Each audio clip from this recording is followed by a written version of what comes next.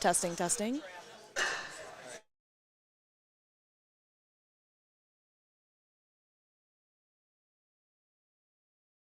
Hello? Hello? Okay.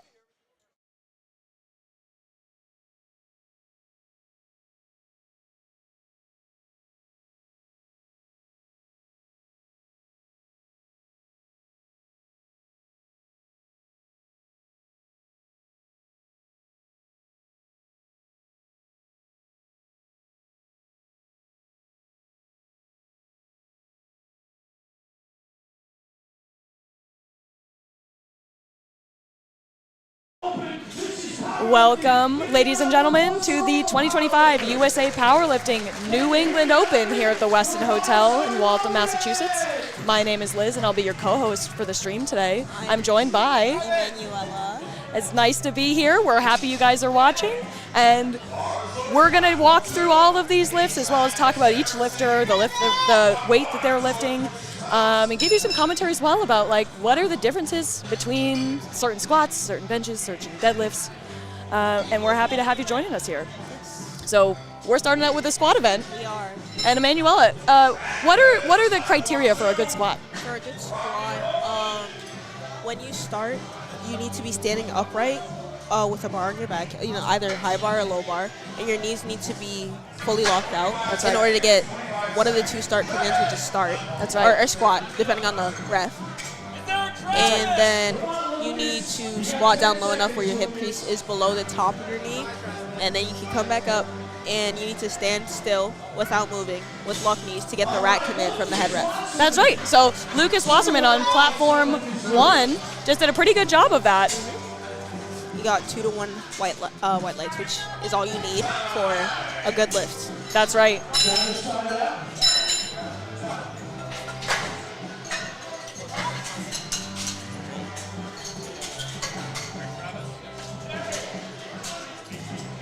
It looks like on platform 2, Travis's first lift of 102.5 was no good.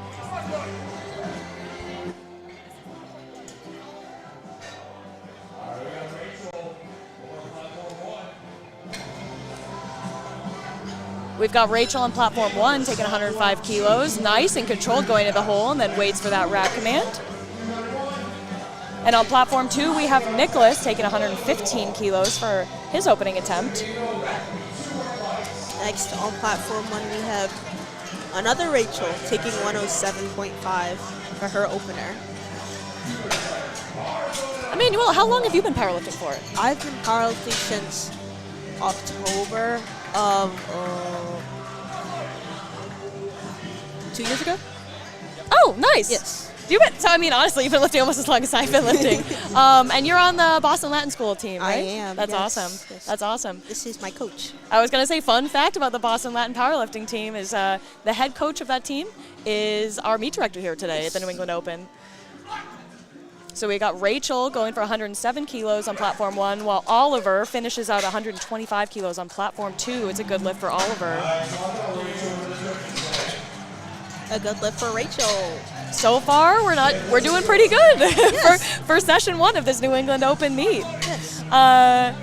So some of the other rules that we talked about for the squat, right? We've got the 2 commands, the squat and the rack command. We've got, so far, a lot of lifters doing a good job of making sure those knees are locked at the start of the lift. One thing that we might see, especially as the weight gets heavier for these lifters, is something that we call like downward motion. So that's something that you don't want to have for a squat as you're standing up. Like Sam just stood up, say the weight got really hard for him, right? And he kind of stalled out, and maybe the bar comes back down on his way up. That would be a reason for a failure for the squat. Yeah, red light, yeah. Exactly, that would be a red light. And so one thing you guys will also be seeing as these 3 lights pop up at the bottom of your screen is there will be colors within those lights, right? White being good, red being bad, and underneath each one of those circles there'll be a little colored card. Yeah. For red cards specifically. And we'll explain those infractions as we go through so that it makes a little bit more sense for you guys. Kyle from Team TSP taking 172 kilos on platform 2 here. And Making it look real easy. Madeline taking 120 for her opener. So what's the point of an opener squat? What does an opener mean? An opener squat is the first of each lift that you take. So you have 3 squat attempts, 3 bench attempts, 3 deadlift attempts. And the first of each lift is told before you lift, like way before you lift, like during weigh-ins. That's right, yep. In order to like avoid confusion and stuff, so you have time to change it in case it's like too heavy. Yeah. Or you like told them in pounds instead of kilograms, which is another thing. Like most lifts are in kilograms. That's right. Yeah. Pounds. You'll see a conversion here at the bottom of your Yes. screen from pounds to kilograms. But USA Powerlifting does lift internationally. Earlier today and yesterday at the same hotel, the Westin Hotel in Waltham, Massachusetts, we had the IDFPA Student and University World Championships, which you lifted in, Emanuela. Yeah. Yes. And because that's international, right, we want to make sure we use units that are used worldwide. Yes. And that's why we use kilograms. So Sophia, on one, taking 125. that's right. The infamous 2 reds, as it were. Yes. Plus the collar. Plus a collar. Yeah, platform 2 reds, yeah.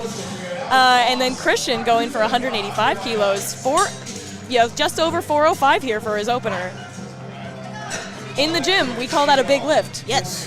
But back to like what, openers and seconds and thirds. So these opening attempts, I'm sure you guys are noticing, they look pretty easy. Yeah. And that's by design, right? Yes. We have 3 options to get our heaviest squat, our heaviest deadlift, and our heaviest bench. But we don't want to try to go for a PR on our opening attempt. Yeah. Because if you don't get at least one successful lift, You can't post a total. that's right, you will be disqualified from the meet, as they say, bombing out. Yes. And you don't want to bomb out at a meet. So we'll see Aiden and Daniel on the respective platforms taking their openers. Looking pretty easy, maybe for both of them, maybe a little bit tougher than I would expect for an opener, but at the same time, the lifter knows themselves the best, and maybe they just move slow, right? Right. Right, exactly. So, and you know what? And they are good lifts, and they're on the board. And then from there, they can put whatever weight they think is appropriate to bridge the gap, as between their first attempt, which is easy, and their hopeful third attempt, which will be the hardest lift for them for the day, the most weight they can put on the bar for squat. Yes. So that second attempt is really where you're kind of bridging the gap. Yeah. Broderick on platform 2, going for 205 for his opening attempt in the men's rod junior division. And it looked good to me. We also have an all-star team of referees today. We do. Because we hosted the IDFPA meet earlier this weekend, we do have a lot of category referees and national referees. These are advanced referee ranks. Yes. That are really, they're specialists, right? They understand the rule book better than anyone else. Yes. And they have the best seat in the house to be able to adjudicate these lifts. Exactly. So you can see on both of these streams, we've got referees on the left-hand side of the platform, on the right-hand side of the platform, and in the center. So they all 3 get different points of view of the lift to make sure that best 2 out of 3, they can determine if the lift is good, right? Exactly. Just like on platform 1 here, two white lights is all you need. Yes. We got a red light in the middle from the center referee, Yes. and that was with a yellow card. Yeah. I didn't quite catch what that infraction was. Maybe there was a miscommand. Yeah. Maybe there was a foot moving or something like that. Platform 2, good first lift for Daniel from Team Blueprint. 3 white lights for his lift. And that's what you want to see, right? 3 white lights is undeniable. There's no question. As soon as you start to get reds, even if you go 2-to-1, white to red, you're kind of on notice in some cases, right? Especially if you're, a lifter that's squatting maybe to borderline depth. Yeah. And you get 1 red for depth. The referees are paying attention to depth, and as the weight gets heavier, if you're already getting 1 red light on your first lift, you need to make sure you clean it up for your second 2, so that you don't run a risk of not making your lifts. Yeah. Exactly. We're on our second attempt for platform 1. And platform 2, Edward taking 267.5 for his first lift. Very easy for Lucas on 1. That's something for the warm-up room. 2 good lifts. And I will say, Edward made that near 600-pound squat look like it was a lot less than 600 pounds. Very exciting start to this session of the New England Open. It is. Spotters and loaders we have on platform 2, Our loading team is from Northeastern Powerlifting. Yes. They do a really good job of helping out at a lot of local meets across all of New England. And, shout out as well to our WPI spotters and loaders, as well as mainstay chair, Mr. Andrew Graves himself. Yes, sir. Is helping out with the WPI team. The spotters and loaders, they're the unsung heroes of these meets, right? If we didn't have them, the meet would not be able to run because, they're making sure the lifters are safe. Yes. As well as setting the pace of the meet. And it's pretty hard work. Speaking of hard work, Travis's second attempt was not hard. I definitely don't think that was a strength issue for him. He did get 2 red cards for depth. So hopefully on his third attempt he can clean that up so that he can get, so he can stay in the meet because he did miss his first attempt as well on depth. Yeah. 3 white lights for Rachel on 1. Nicholas going to take 120 kilos. Your live stream might say 0 kilos. That's just the lifting cast error. He is lifting 120 kilos. And the other Rachel taking 115 for her second.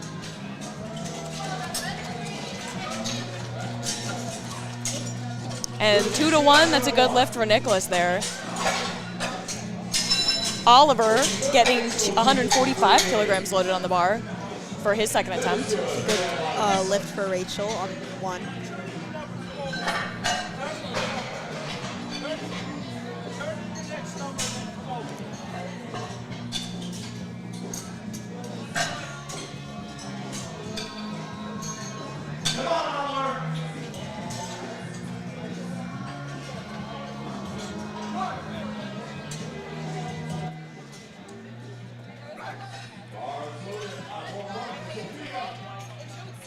Good lift for Oliver on 2.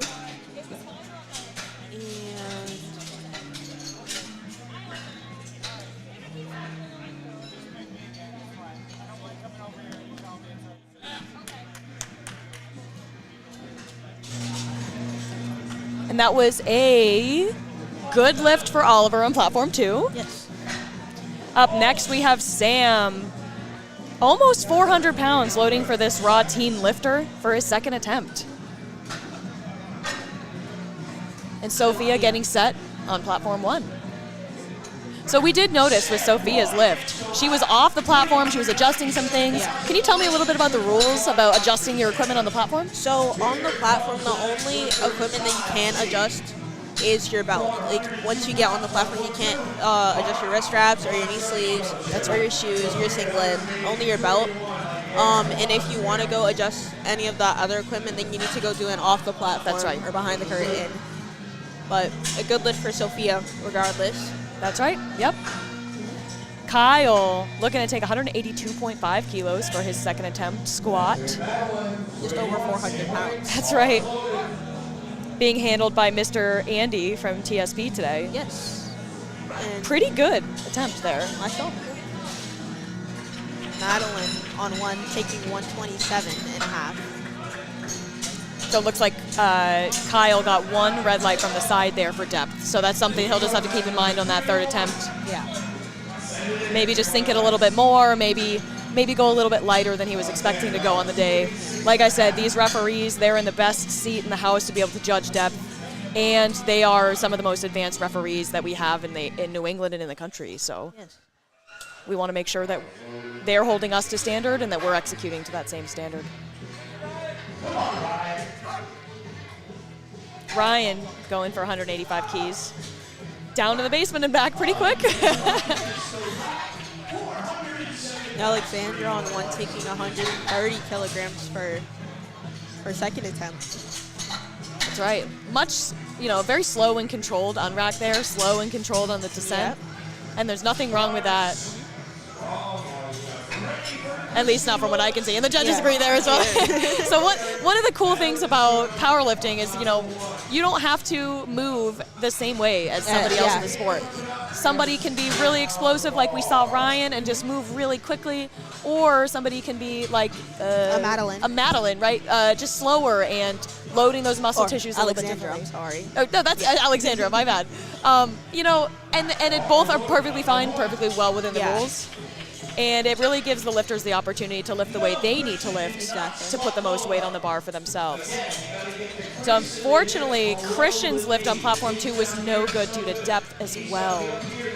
He did elect to go up from his second attempt, 15 kilos. So at this point, if I were his coach, I would definitely say, if I were his coach, I would say stay the same weight so you can get a squat in. It looks like they went up 10 kilos. Yeah.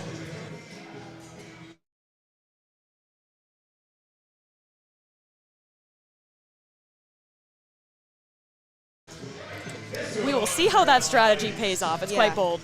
Aiden George from UMass Lowell Powerlifting going for 210. A little bit of work, but looks like he might have a little bit more in the tank for his third attempt. Smooth lift from Aiden. That's right.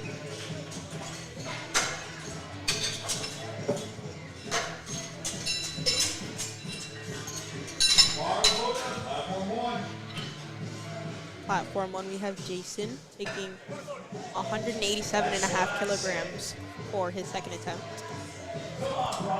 Broderick going for 217.5 kilos for his second attempt. If you are very astute and observant, you may notice that as the weights go up, the weights only go up, right? Yes. As we're loading the bar, the weights are only going up. So they cannot go down. That's right. The lifters are lifting in order of the weight from lowest to highest. Yes. They cannot go down in weight until the flight, resets, until we're back to the top of the flight. And that's important, right? So we just saw Broderick miss his lift of 217. He can't, he made that lift. It was Jason. He missed his lift because Jason. I think he missed a command. Oh, okay. Yep.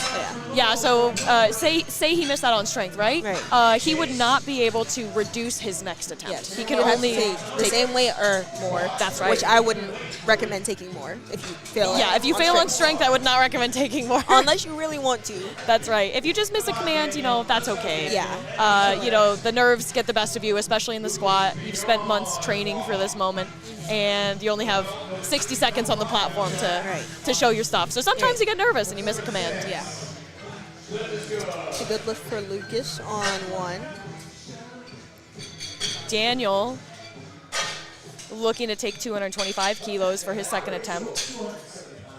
4 reds plus a collar. That's right. The 4 reds. And you can see we have 5 spotters on the platform. Because once you get near that 500 mark, just to make sure the lifters stay safe and the spotters stay safe, we have additional spotters on each side to help make sure that everyone walks off the platform in the same way they came on, right? Yes. Rachel on 1, taking 122 kilograms for her third.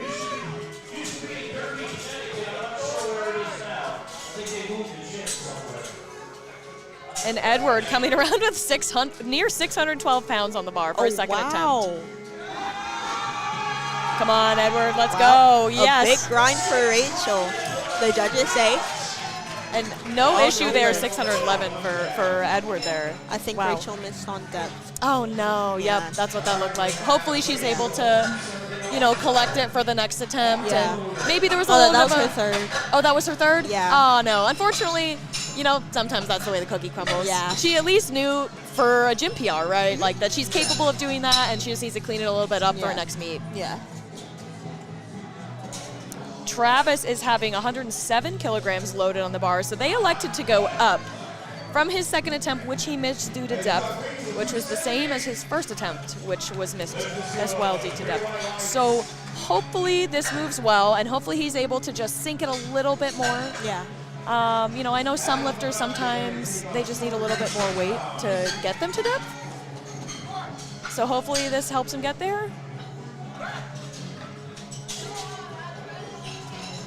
Okay, and he's in the meet. He's in the meet. 3 white lights, that's what you want to see. Yes. And, the strategy of going up those 5 kilos, that's 5 kilos that if he'd stayed at the same weight, wouldn't go towards his total. So it was a calculated risk for sure, but it paid off for him big time this time. Madeline on 1, she went up 2.5 kilograms from her second. Seemed like just enough. A good grind from her. 3 white lights.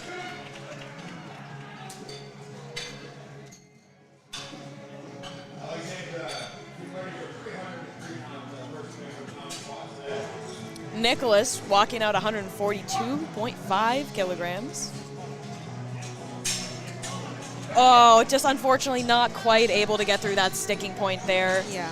But he will take 120 kilograms, which is his second attempt towards his total. Unfortunately missed out 22.5 kilos. That's a big jump, and it's a big risk, and he's going to hopefully be able to make that up a little bit on his bench and his deadlift, but it does put him in quite the hole for his total. It does.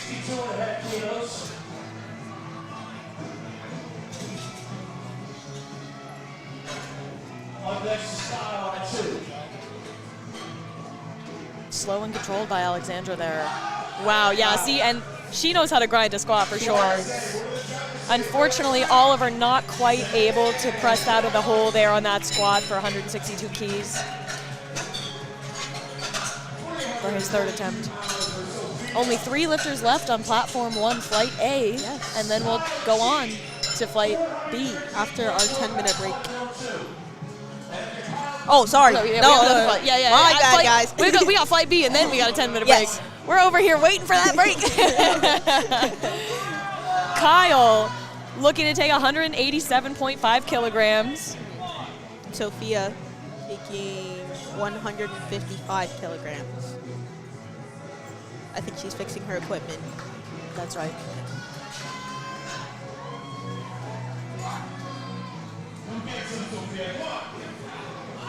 Grind by Kyle. He is able to stand up with it. We'll see what the refs have to say. Yeah, same side referee giving a depth call there, but 2 to 1 is a good lift.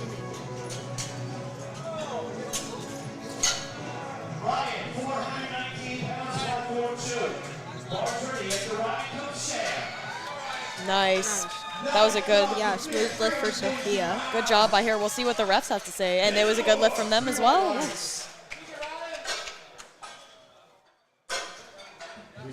Ryan walking out 109 kilograms, getting settled, waiting for that squat command.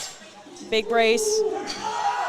Quick down into the hole, little slow down back up on the top, but he's able to finish it.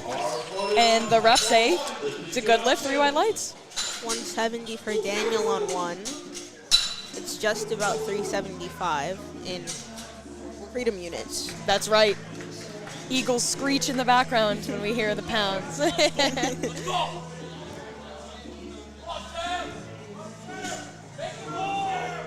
Sam bringing the intensity up to the bar for his 192.5 kilogram squat as a teen lifter. So over 400 pounds as a teen lifter.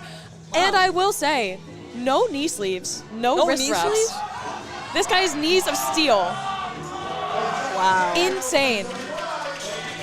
We'll see what the refs have to say on that one. And it's 3 white lights. I did see his feet, like he might have come out a little off balance out of the hole there, but that's legal, yeah. it is legal. As long as your feet don't move laterally or forward and backward, you can rock in the same kind of footprint.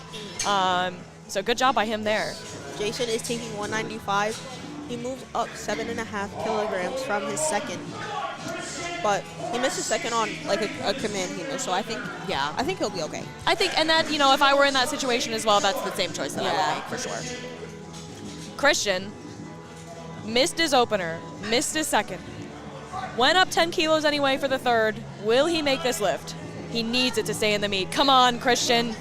A little bit of a grind there. He makes sure he waits for the rack command, and the refs say it's good. Oh, a lot of Cinderella stories this afternoon, and we love to see that. I'm sure that level of stress, for some people, they turn it on and they can execute. For some people, it just crushes them, and I'm glad for Christian that was able to work out. The grind for Jason, the rest say it's a good lift. 3 white lights. And now we're up to the top of flight B on platform 1.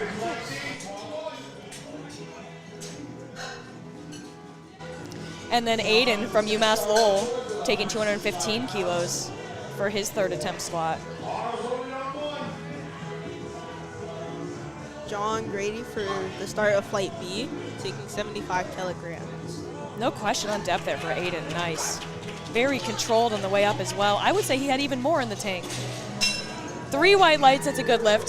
Speaking of more in the tank on squat, some people, their strategy is like, let's save some energy, right? Yeah. Like, we've got 3 benches and 3 deadlifts you've got to do. Hey, 2 more events. That's right. And even if you are a really, really good squatter, sometimes you still want to conserve some of that energy to make the most out of your bench and out of your deadlift. Even if it's not your strongest. That's right. And Asher is taking 130 for their first squat. Meanwhile, we've got Broderick on squat 3 over on platform 2. The elusive 501-pound squat. Yes, 227. A little shaky, but there's 500 pounds on his back, so I don't blame him. Wow, pushes through, gets the rack command. Well done, Broderick. A grind for Asher. For an opener. For an opener, oh no, and not there on depth. I'm wondering if potentially there was a misgroove there. Yeah. And so that's, that can impact your depth. That can impact how hard a lift is because you're just like compensating for being off balance, basically. That happened to me yesterday. Oh, yeah. I mean, it happens to the best of us, and you can't always control when that happens on the platform. It's what you do to recover after the fact, Exactly. Scott McDermott, platform 1, taking his first squat. Shout out High Tide Strength Club. Yes. Daniel taking 235 for his third squat for Team Blueprint.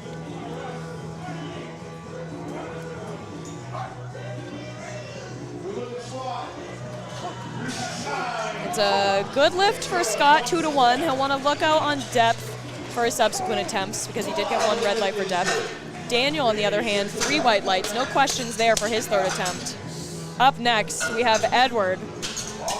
Our commentary booth is right behind the queue for the lifters that are waiting to go on the platform. Yeah. Edward's getting hyped. He's getting ready. 628 pounds on the bar. He's bringing the intensity. There is no question in anybody's mind that he is ready to take this 628-pound squat. Can he channel that intensity? Yes, he can. Let's go, Edward. Finishes it. What do the refs have to say? It's a good lift by Edward. We love to hear that. He's stoked. He's stoked. Yes. Good for him. Good for him. And now we're up to the top of the order for Flight B on platform 2. We've got Robert getting 125 kilograms loaded up for his first attempt squat. Frank taking 182 and a half for his opener. Just over 400 pounds.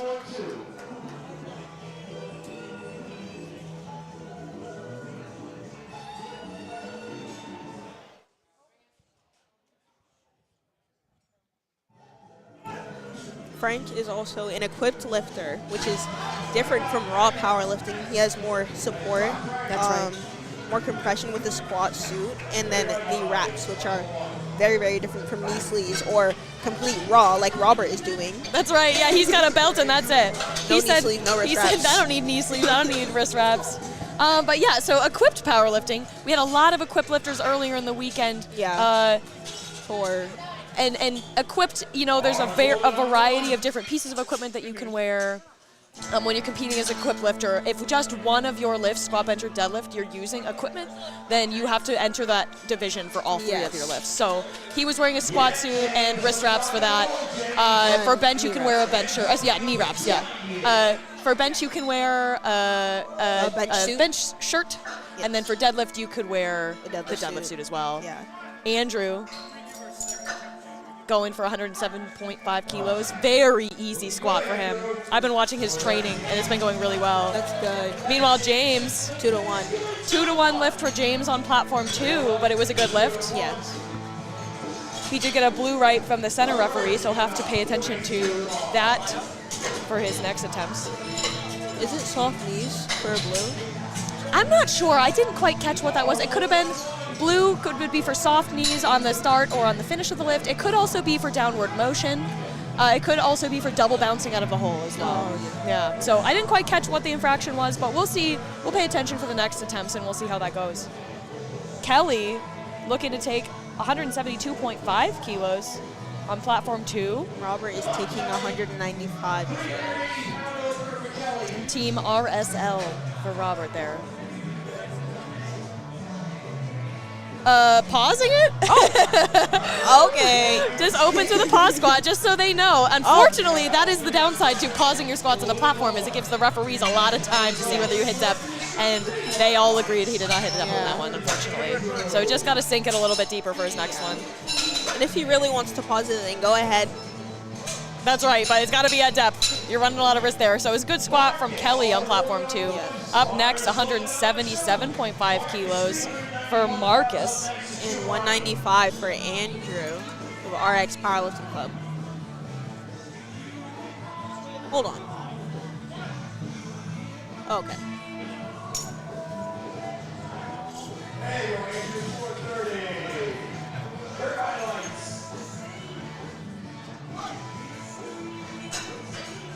It's a very high bar squat position for Marcus there on platform 1, but it seems to have worked out well for him. I don't think there was any issues on depth there, and the referees agree. If you can squat high bar well, I don't see why you don't want to use it on the platform, right? A lot of people prefer to squat high bar if they have like shoulder issues, right? Because that low bar squat position can be really taxing on the shoulders. Yeah. Unfortunately, high bar is less forgiving in that if you misgroove the squat, if you get a little bit off balance onto your toes or onto your heels, it's much harder to recover from. So the low bar squat can be easier for people to kind of, if they're out of alignment a little bit, they can really still grind through there. Brian taking the 501 number for his opener. For his opener, let's go, Brian. Giovanni looking to take as close as you can get to 415 without going over for his opening attempt. Juan is taking 567 pounds, 257.5 kilos for his opener. Unfortunately for Giovanni, that squat was not good. 2-to-1, no lift for depth there. Sometimes that can happen for those wider stance squats, but all he needs to do is just sink it a little bit more, make it a little more convincing.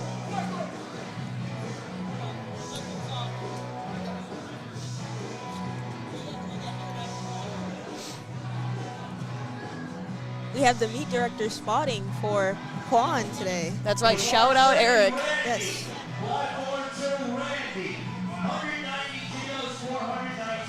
Wow. 567 moved like it was 267 there for him. That's a good lift for Juan. Yeah. Randy going for 190 kilograms. 270 kilos for Jesse for his opener. No question on depth there for Randy. And the referees agree it's a good lift for him on his opener attempt. So far, Flight B on Platform 2 is executing well. Hopefully we can keep it up there. And same with Flight B on Platform 1 as well. Only a couple misses there. I think the majority of our misses are going to be on depth today. Yeah. And that's just, when you're really good at squatting, sometimes you take it right to that hairy edge of like, is it deep enough or not? Yeah. And that can cost you. Brendan from TSP. Yes. He was doing media over the weekend. Right. Yeah, he was the media session yesterday morning, yesterday afternoon, and this morning. I trained with him last night when he was taking his last bench press before the meet, because as you'll find later, he's a very technical bench presser. Really? He's got one of the uprights in on this squat. That just means as he walks it out, he won't clip the uprights with the plates. Yeah. Up and down, pretty easy for him on his opener attempt, 195. It's a good lift for him. 2-to-1. Asher's taking 135.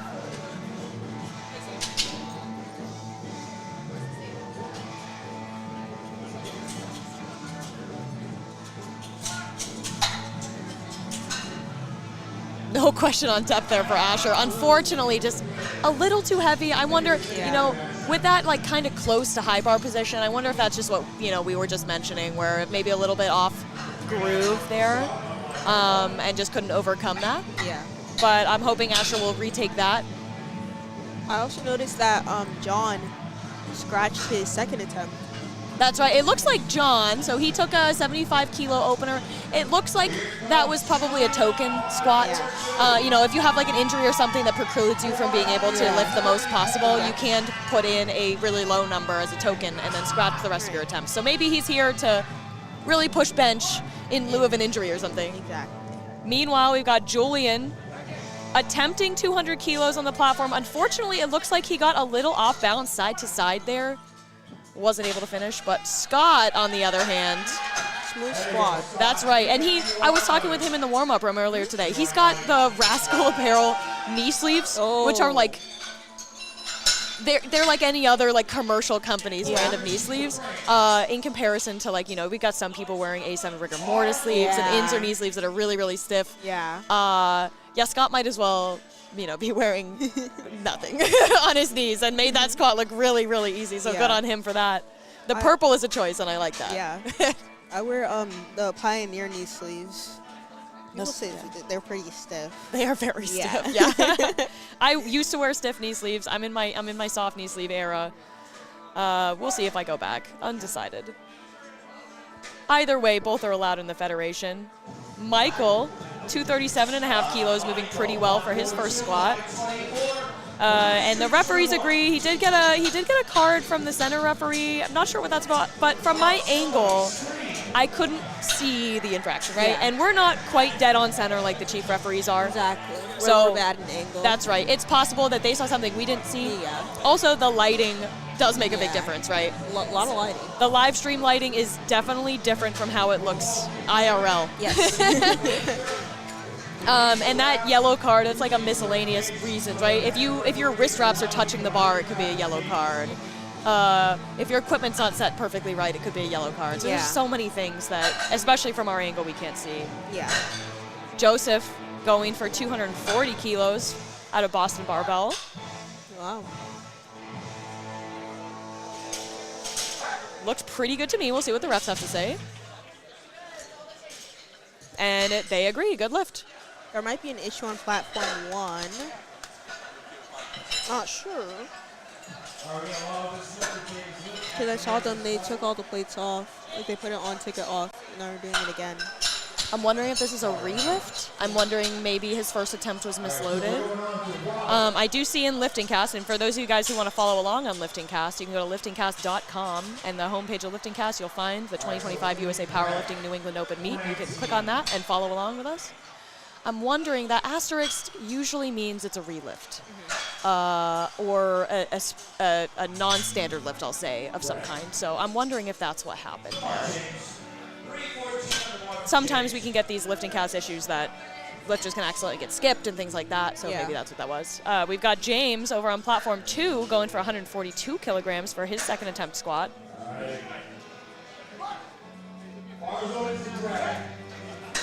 And we'll see what the referees have to say about that squat. And that was a good squat for him. Yeah. Seemed to have fixed whatever the issue was from the first attempt. Greg on 1 is taking 190 kilograms. Lots of control on that one. That was a good squat by Greg. Bars loaded for Robert on platform 2 for his second squat. We've got 142 kilograms on the bar. 430 for Robert. Bars loaded, platform 1. Yeah, I can't fathom squatting maximal loads with no knee sleeves on. Exactly. And really slow and controlled into the hole. So you know he definitely got depth there on that one. Oh, and I say definitely. We did have one side referee. You could see his hips were a little twisted. Yeah. So I can understand how from that side, especially because they have the best seat in the house, that it would be maybe high from that angle. Right. And I definitely trust their opinion over my, live stream yapping. Robert Murphy going for 195 on platform 1 here. Looked good to me. 2-to-1. Yep, 2-to-1. So that side referee on the right called him for depth there. One of the things that knee sleeves, for me, they really just give me a good sense of where my knee is in time and space. It tells my brain, hey, this is where your knee is, and that's called proprioception. Yeah. And having a little bit of compression there on that knee really improves that proprioception. and thus improves my ability for all the muscles around the knee joint to be able to fire correctly. Exactly. I can barely squat 135 without knee sleeves. I'm old and washed. But Kelly Britton on 170 on platform 2 with 177.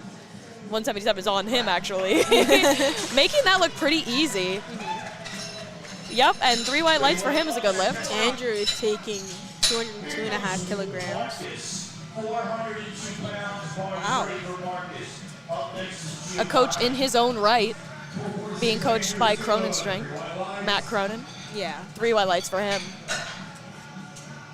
Yeah, his training's been going really well. I haven't been watching all of it, but I've been watching some of it, and I'm excited to see how everything else shapes up. Yeah. Especially bench. I think Andrew and I bench with very similar styles. And I just love when people bench. Yeah. Like, I love watching people bench. People who bench like me, I love watching that, seeing that, and learning from them as well. Yeah.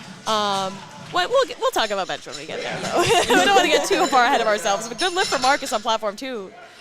Giovanni coming up next, 187.5 kilos. Bit of a grind for Andrew. Yeah, definitely not easy, but I think there's still some more in the tank for him there on that attempt. 13.4 pounds. Up next is Randy. So on platform 2, Giovanni will be retaking his opener that he missed on depth. All he's got to do is just sink it, maybe like a half an inch more. Right. I mean, if that's what it looks like from my perspective, to just get beyond that like borderline depth. That threshold. Yep. Ryan taking 237.5 kilos. That's insane.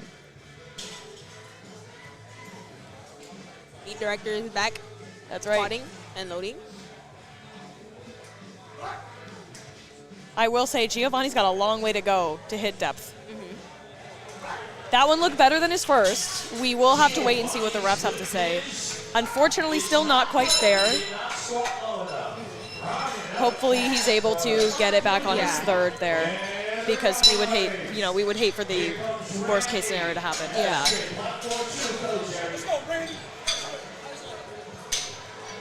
$197 on the bar for Randy, who's coming up to the platform for his second attempt. 272, 600 pounds, almost on the dot. Yeah, that 272, that's a big marker for a lot of lifters. Yeah. That 600-pound milestone, getting loaded on the bar on platform 1 for Juan. Meanwhile, Randy walking out his second attempt.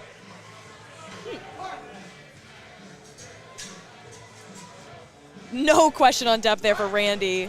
About as close as ATG as you can get. And there's no extra credit for all that depth, by the way, but he does, if it works for him. Yeah. Little bit of a grind there for Juan on platform 1. Good lift. white lights. Hell yeah. Heck yeah. Let's go. Yes. Go up. Go up. How much can you squat on the day? That is what we are questioning right now. Jesse, big squatter as well. Wow. I've only trained with Jesse a couple times, but when I do, it's always so insane to see the weight that he loads on the bar. Julian, walking out his second attempt, a little shaky. Missed his first, still elected to go up 2.25 kilos, or 2.5, excuse me. I think that one was better than his first. Unfortunately, the depth was not quite there. It is pretty challenging to hit depth when your feet are that close together and you have to bend forward so much, so hopefully he's able to adjust for his third attempt. I used to squat like that as well. I used to Impossible. together. Impossible. I did get called for depth a lot. Yeah. Let's see what the judges have to say about Jesse's third squat, and it's a good lift. No surprises. This guy's a technician. He's been doing this forever. Getting the bar loaded for Frank's second attempt, 187.5 kilograms.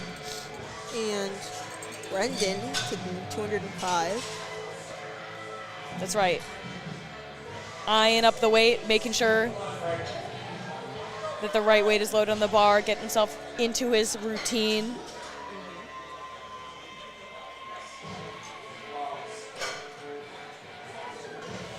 He has 60 whole seconds to get the start command here, and he's making use of that time, making sure that he gets mentally ready for this squat here. Yeah.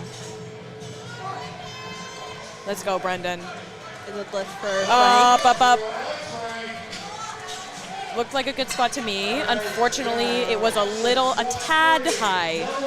So hopefully he's able to squat closer to depth on the next one. Yeah. If it were me and I were his coach, I might go up for the third anyway, because that didn't look like a challenge. Yeah.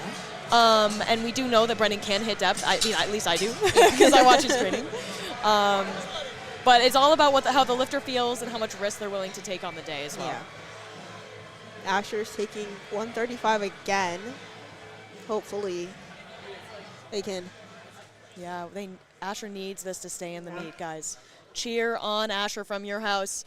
Come on, come on. Oh, no. Unfortunately, just a little too heavy on the day. And like we said, once you put in your opener, you can't go down. Yeah. So unfortunately, not a good squat for Asher today. Asher will still be allowed to compete in the bench press and the deadlift. And I recommend, anytime you bomb up, you should still do the remainder of the disciplines if the meet director allows you to, because it gives you an opportunity to see where your strength is at for the other two lifts as well, right? Exactly. You still use that data for future training cycles. You can still get some, you can't get meet PRs per se. You can still get personal bests. Yeah. Crowd's going crazy for Scott. Showing up for Scott here. Lifter from High Tide Strength Club, which is based in New Hampshire. Yes. We also have Joseph on to taking 152 kilos. Nice.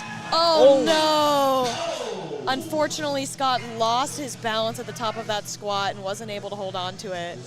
We will see what the refs have to say. When you don't stay with the bar, you are subject to being ejected from the meet. So we'll see what the meet director and the referees have to say about that. It did not look intentional. Yeah. Obviously, there wasn't much he could do, but we'll see if he's still allowed to lift in the meet, since he did get two good squats, his first and his second. Yeah.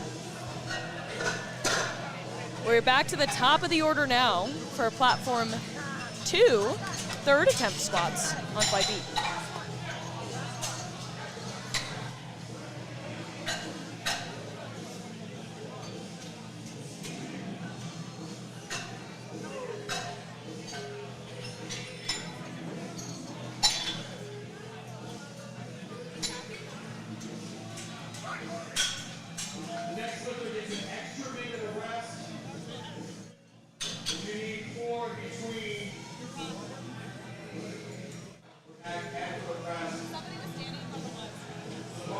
Seems everything is back in order on platform 1.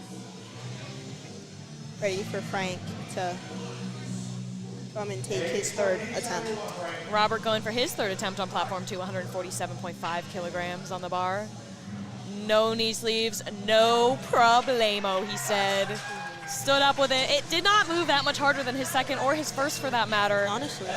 Got one call for depth there, but 2 to 1, it's a good lift.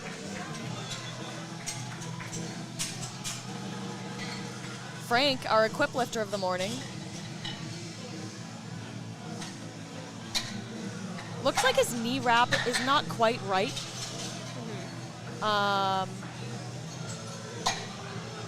Unsure if he'll be taking that squat or if, sometimes when your knee wraps are on too tight, it can, if they're on way too tight, it can restrict blood flow. Yeah. From your feet back up to your heart and can make you really lightheaded if your blood's not circulating properly. So I think maybe that might have been what happened, right? Yeah. We'll have to see. Until the clock times out. That's right. It does take quite a while to wrap knees, though, so unsure that he'd be able to still take an attempt. James, set up and everything. 150 kilos for his third attempt, competing in the men's adaptive division. Good lift. It's a good lift for him.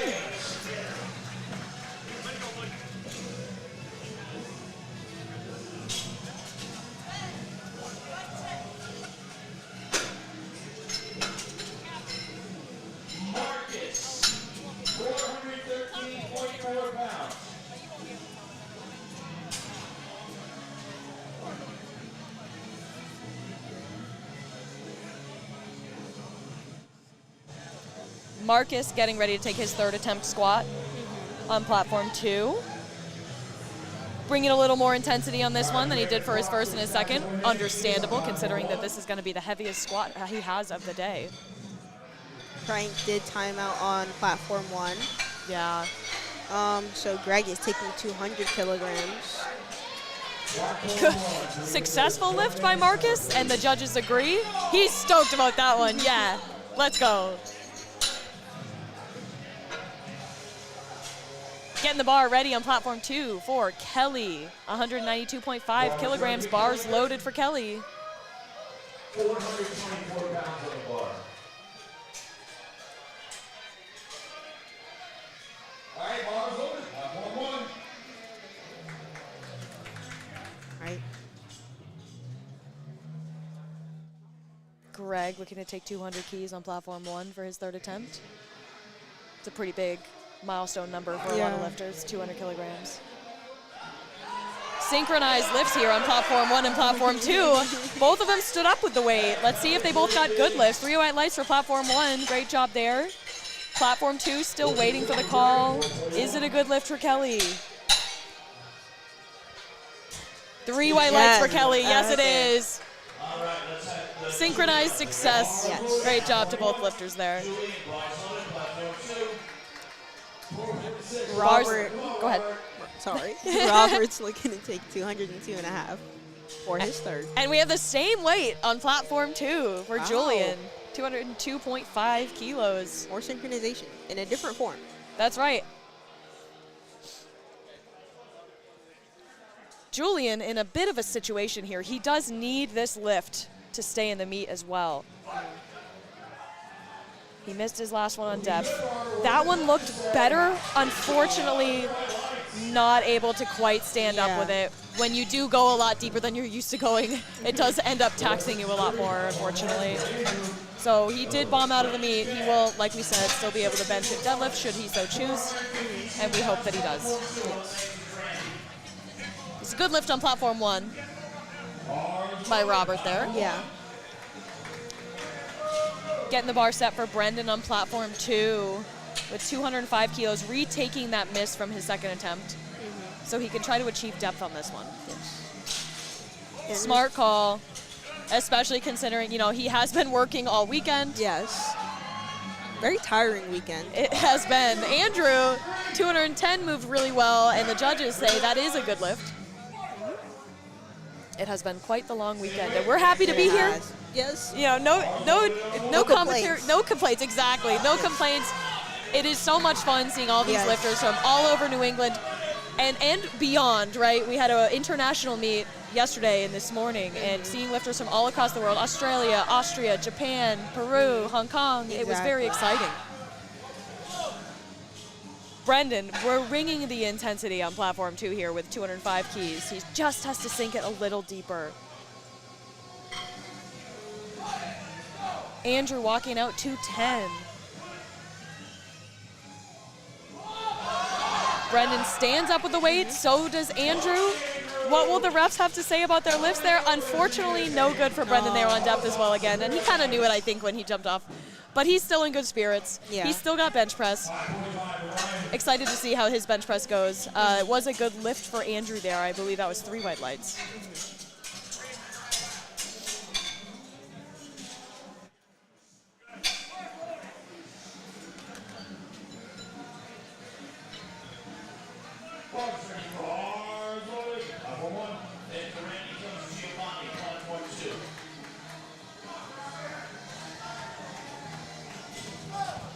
Randy going for 205 kilos, same weight as the previous lifter for his 3rd attempt squat. Will he be successful where the previous lifter was not? And Brian is taking 247.5 for his 3rd. A little shaky. Well, it's a lot of weight. It would be shaky for me too. Definitely shaky for me. Little bit of a fight there for Randy, unfortunately not able to overcome that. On the other hand, good lift for Brian over there. It's a big squat. Great job, Brian. The bar's loaded for Giovanni on platform 2 in another pickle, trying to make sure that he can get this lift so that he doesn't bomb out of the meet. Exactly. Juan on platform 1. No, yes. Platform 1 is taking 282.5 kilograms. When we put Giovanni in a situation Will he rise to the occasion? We will see. We will see. This is where he puts his medal to the test. Yes.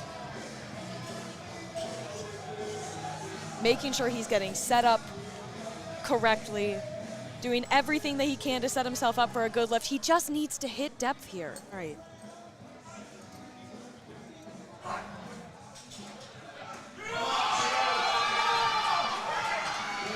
Unfortunately, lost it there in the hole. Juan, lots of grind on platform 1 for a good lift. 622 pounds. Squatting my total. I know, for real. Michael, our last lifter here on platform B, taking 245 keys. Jesse's taking 300 kilograms. Another big milestone for a lot of lifters. That's right. Not to be outdone, 302.5, which is 666 pounds. As our star-studded announcer, Gino, Yes. would like to say, it is the number of the power lifter. Yeah. We're pretty close here. Yes. Let's see what Jesse can put together here. And Michael on platform 2, 540 pounds. Will he hit this squat?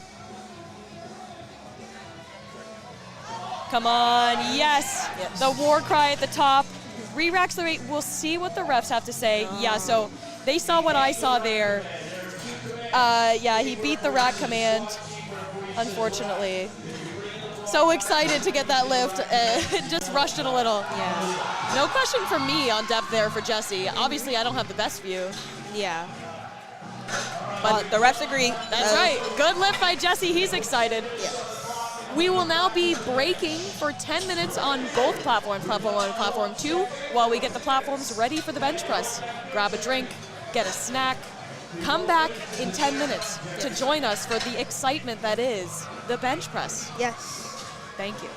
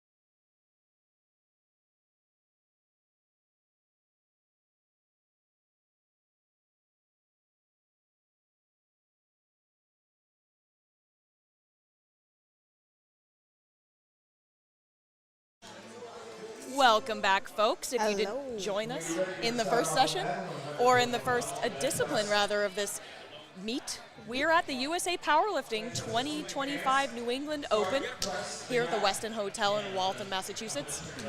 My name is Liz. I'm going to be the co-host for this live stream today, and I'm joined by Emanuela. from Boston Latin Powerlifting. Yes. We're going to talk about the bench press because that's what's happening right now. Yes. We're starting bench press on platform 2. Platform 1 won't be far behind. We're starting off with Nicholas with 92.5 kilograms in the bar. So, the bench press, what is it? You probably know what it is. It's where you lay on your back and you bring the bar down to your chest and you press it up. Yes. Pretty simple, right? Yes. Unfortunately, not so simple when we're judging all these different people against the same standards. And that standard has in mind how much can you lift, the most that you want to lift possible. What can you do to influence your form while still being kind of compared to your peers, right? So we have a lot of different rules that we use to measure the standard here. What are some of the rules, Emmanuel? Some of the rules are that your shoulders can't leave the bench. That's right. Your butt can't leave the bench. That's right. Your feet needs to be flat on the floor, but they can slide. That's right. What else? We have one rule, that prevents lifters from gripping too wide, which is we have a max grip width rule. It's about 81 centimeters, indicated by 2 rings on the bar that are going to be near the uprights. Yes. So as you can see on platform 1, when Madeline walks away, you can sort of see in the live stream we've got 2 rings on the bar there. Yeah. Your index finger has to cover those rings in order to be considered at a legal width. Yes. So, go ahead. Good. Some other rules for the bench press, right? Seems pretty straightforward. When you bring the bar down, you have to bring the bar to be motionless before you get a press command. That would be the second out of 3 commands you get on the bench press. The first one being a start, similar to the squat where we have the squat command. Yes. The last command is a rack command, and that's when you put the bar back in the rack. Yes. And that's just making sure the start command. Unfortunately, looks like Travis, the bar slipped out of his hands there before he got that start command. That's why we have the start command. Yes. Right? Is to make sure that the spotters and loaders are ready to spot the weight before the lifter starts to lift it, and that the lifter's also prepared, that all the platform referees are prepared. Good example of why we need the start press. Unfortunately, not great for Travis on that, but hopefully he's able to take that again on his second attempt. Yeah. Then we have the press command once the bar is motionless. Yes. We'll talk more about that as we see different styles of benchers and how their style of bench can impact your press command and the rack command as well. Before you get the start command, your elbows have to be totally locked out, like we see Sam here on platform 1. And then at the end, before you get the rack command, your elbows have to be totally locked out again, just like we saw Sam. So to me, that was a good lift, and the judges agree. You have Rachel on platform 1. Electing to use a narrower grip, Yes. which can be beneficial for a lot of lifters. It can kind of save, if you have tender shoulders or if your shoulders can't tolerate a super wide width, that narrower position can really, in some ways, help your shoulders. It can also, in some ways, hurt your shoulders, but it all depends on how you bring the bar down to your chest, where you bring the bar down in your chest. As long as you bring the bar down to your chest, anywhere on your chest, could be high or could be low, it doesn't matter. Yeah. As long as you bring it all the way down, you will get a press command. So, good lift by Broderick, I think on platform 1, and the judges agree, 3 white lights there. Lucas on 1, taking 62.5 for his opener. And you will see a bunch of different types of benching here. Yes. In powerlifting, you are allowed to arch your back. Yes. In the world of social media, that might not be okay, but in the powerlifting, according to our rulebook, you're allowed to arch your back, and a lot of lifters, like Christian here, will elect to use an arch in the bench press for a couple reasons. One, he doesn't have to bring the bar so far down if his chest is high. Right. For 2, it helps get his shoulders in a better position to receive the bar for the press. Exactly. It's actually healthier for his shoulders, and for some people, like myself, it feels better on the shoulders when there's more support behind the joint, and when you arch, you end up having more of that support. Exactly. Some people, they bench with a very flat back, Yeah. and that works for them. It did not work for me. Definitely doesn't work for me. It did not work for me, but it works for some people, and that's okay. And that's one of the beauties of powerlifting, is based on what's comfortable for you. As long as you're lifting within the standard of the rulebook, which we talked about, right? All your 3 contact points. You're making sure your grip is not too wide. You can see here Rachel's got a very wide grip, but still within the legal limits. You're making sure you're pausing, waiting for the rack command, racking the weight like we just saw on platform 1 and 2. Yeah. Then you can lift how you need to. So 2 good lifts. We got 1 yellow card on platform 2. Kind of hard to see from our view what that yellow card might have been. Yellow card infractions are kind of like that miscellaneous group. It could be maybe one of her hands wasn't covering the ring, like she had that really wide grip, so maybe one of her hands wasn't covering the ring. Could be if your shoulder or butt or foot moved out of the elected starting position. Yeah. You are allowed to slide your foot, but if you like picked up your foot and moved it. Could be a number of things. Could be she missed a command, maybe. 2 of the refs didn't think she did, so it probably wasn't that. Yeah. Good lift for Ryan on platform 1. Or excuse me, platform 2, bench 1. It's a very good example of a soft touch on bench versus the sinking. Exactly. So Yeah. we will probably see some lifters who like sink the bench. And that's where you bring the bar. Typically, those lifters bring the bar down pretty fast. Yeah. And they let it sink into their chest a little bit. Then they have to wait to get that press command before they can push it up. Because it needs to be motionless. It needs to be motionless. That's right. You don't have to wait any specific amount of time to get the press command. You do have to get that bar motionless. So right on platform 1, we saw from Sophia a pretty good example. Yes. Bringing the bar down with control. She got a pretty quick press command because of it. We weren't waiting for the bar to stop bouncing on her chest at all. She did a good job of maintaining control, got a quick press command because of it. Not all lifters prefer to lift that way. Yeah. Some lifters are more explosive, and they really want that kind of like quick down, and then they're really loaded. The further you can bring the bar into your chest, the more you can get your pecs stretched. So for some people, they really do like that. That's not me. Yeah. But it does work for a lot of people. It does. The one thing for those folks who sink that they have to worry about, once they get that press command, the bar cannot go any further down into their chest. Exactly. That and then go up. Right. That would be considered downward motion after the press command, and they would get a blue card for that. Not very common. In the normal lingo, we call that heaving. Yeah. You can bench like that in the gym, but you cannot bench like that on the platform here. Exactly. Very narrow, I would say, grip for Jason there. He's got big, long arms, and he's getting some assistance from the center spotter there to get a handoff. What are some of the reasons why you might get a handoff? Some people, sometimes it's just too heavy to like get it out of the rack and unrack yourself, but it's enough weight that you can press it. That's right. Sometimes you need to like just keep your tension. Yeah. And it's hard to do that when you're unracking it by yourself. That's right, yeah. What you don't see here from this angle is the bar is being held on hooks. Yes. And those hooks kind of stick out, and if you can't kind of min-max your setup to make it so that when you're unracking the bar, you're getting it far enough away from the hooks that you don't hit it on the way down or on the way up. If you can't confidently do that, and you end up needing to set up further away from the bar, having a handoff will help you bring the bar out so you don't hit the hooks while also not wasting energy on your behalf, right? So a lot of lifters elect to do that. A lot of equipped lifters, I've never seen an equipped lifter unrack the bar by themselves because it is just way too much work for them. But raw lifters, you see it 50-50, especially at local meets like that. Yeah. I prefer to do my own handoffs. Yeah. But I also set up very close to the rack. Yeah. And so I hit the J-hooks all the time. Yeah, I get lift offs when it's like getting close to my match. Sure. But like if it's like really light, I'm not getting a lift off. Yeah. Yeah. And that makes sense, right? You want to conserve as much energy as possible.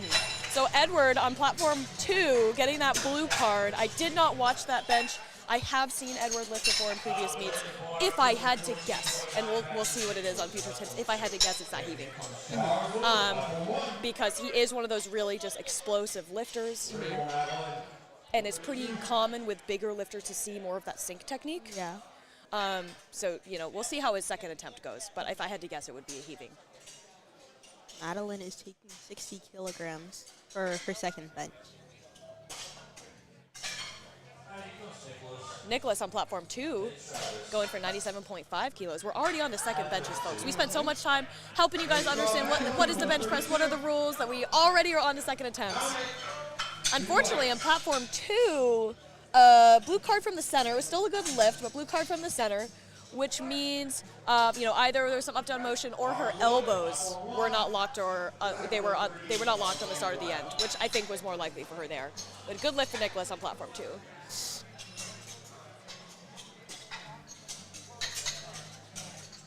Getting the bar set up for Alexandra now. Yes. on platform 1, 62.5 kilograms, while we have 100 being loaded for Travis retaking his first attempt bench. Just like a weird fluke of an incident. So hopefully that didn't rattle him too much. And, you know, he can just come into this. He, you know, just like with the squat, your first attempt should be something that's like really easy. Yeah. That you could do for 3 to 5 reps. So I think that was just a fluke. We'll see how it goes. Yeah, so it's just a weird situation, but he was able to retake it, made it look really easy. Yeah. Still got a yellow card from a side referee. But from our angle, we really can't see. I didn't see it. Right. But from my angle, yeah, there's a lot that we could be missing Yeah. from this angle. So Also, some lifters opt to use wrist straps on the bench, and That's some right. don't. that's right. It's also true for squat. It's also true for squat. And if your wrist wraps are touching the bar, that is a reason for a no lift Yes. as well. So, and that would follow under that yellow card infraction. Yeah. Slow descent there for Rachel, and a strong controlled press for her as well. I'd love to see her go up at least 2.5 to 5 kilos for the next attempt. Probably 2.5 is likely, Yeah. but I think she's got a lot more in the tank there. Good lift for Kyle on platform 2. Bench is moving very fast, and that's all thanks to our spotting and loading teams we have on both platforms. From WPI and NU Powerlifting. That's right, and Andrew Graves, Mr. Main Stage Yes, Chair. yes, yes. Mr. Worldwide himself, Andrew Cannot Graves. forget. Cannot forget.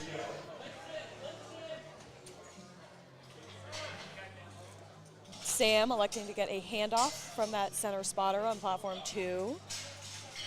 And so is Rachel on 1, I assume. Because Because we've got our center, Yes. center spotter there. And it looks like a solid lift from Sam, platform. And then, yeah, so one red card, red light rather. We can't really see from this angle what that was, but our referees that are on the platform here, they are some of the best in the country. We had a lot of category referees, which is a very advanced rank of referees, Yes. here all weekend, reffing previously for an international meet we had yesterday and this morning. They're on the platform again today. So, you know, from where I'm sitting, I can't see very much stuff. And from there they're sitting, they've got the best seats in the house. And they're the best of the best referees.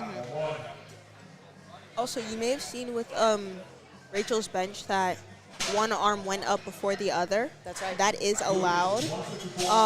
As long as there is no up and down movement of the bar, That's you can have one go up before the other. Yeah, we are allowed to uneven lockout, even if it's severe. Like, Yeah. if you have a severely uneven lockout, like if you're at hitting max weight, one arm's really lagging, that's okay, as long as the entire bar doesn't go down on the press.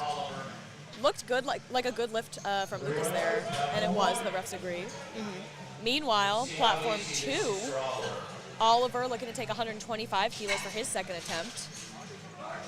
It looks like he scratched his first attempt, so really this is his actual first attempt. Yes. He did not have a successful third attempt squat,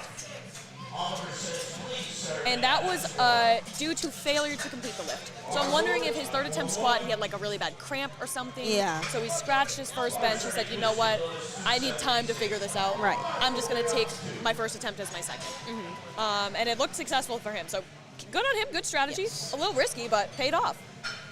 Sophia is taking 95 for her second. And on platform 2, Just about 210. on platform 2, Christian taking 125, missed his first attempt, went up 10 kilos anyway, got the lift. Risky approach definitely paid off for him there. And he did not lose any kilos in the process, right? He could have retaken 115, Yeah. but instead he decided to go up. And so now his total is going to reflect that additional 10 kilos. I think Sophia clipped the rack. So she's getting a handoff from Yeah. one of the And lifters. It's okay to clip the rack, Yeah. as long as there's no downward motion in the bar. Unfortunately, just a little bit too heavy for her there on that second attempt, but bench is a very technical lift. A lot of people, you're just like, you're laying down, you're pressing the bar. What's Right. the big deal? It's not like yeah. that. It's not like that, especially in powerlifting where we're lifting the maximum weight we can possibly lift. Yeah. The amount of leg drive that's required to hit a maximal effort bench is huge. And if you're an arch lifter, getting that arch set up exactly the same way every time is hard. It is. If you have one technical mishap, a weight that you can do for 5 reps on one day could be like a max effort weight with that mishap. So hopefully Sophia comes back and she's able to adjust and able to hit that weight. Yeah. No problem. Ryan looking to take 137.5 does not need a handoff. He said, no, thank you, sir. I got it. Second attempt bench there. And Jason, pretty narrow grip. Long arms, all things considered. Good lift for him there. Looked like a good lift for Ryan there as well. We do love to see a lot of green on the board. And we're doing pretty good as far as bench is concerned for Platform 1 and Platform 2. Only a few misses here and there.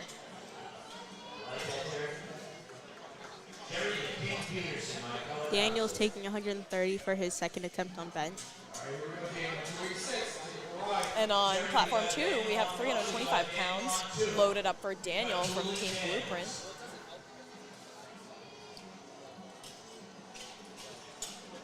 Lifting in the men's raw junior division. He weighed in at 96 kilos today.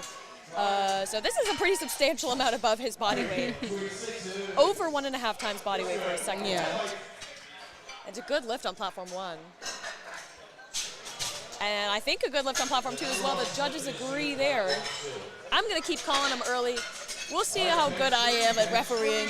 I am just a lowly state referee, so I love to test myself here, checking to see, like, did I see what they see? Obviously, like we've discussed, the angle is challenging for us, but if I can evaluate the lifts to the best of my ability, given the angle, and share that information with you guys, you know, that's what I love to do, and that's why I'm here. Right. Hopefully you appreciate it too, chat. I don't know if we have a chat today. We didn't really have a chat yesterday. No. but if we have a chat, I appreciate you. Send all the love for your favorite lifters in the chat. Cheering them on from home, from wherever you're at. Edward, with that really quick down. Like I said, a little bit of a sink there. And unfortunately, that did get called for downward motion for heaving.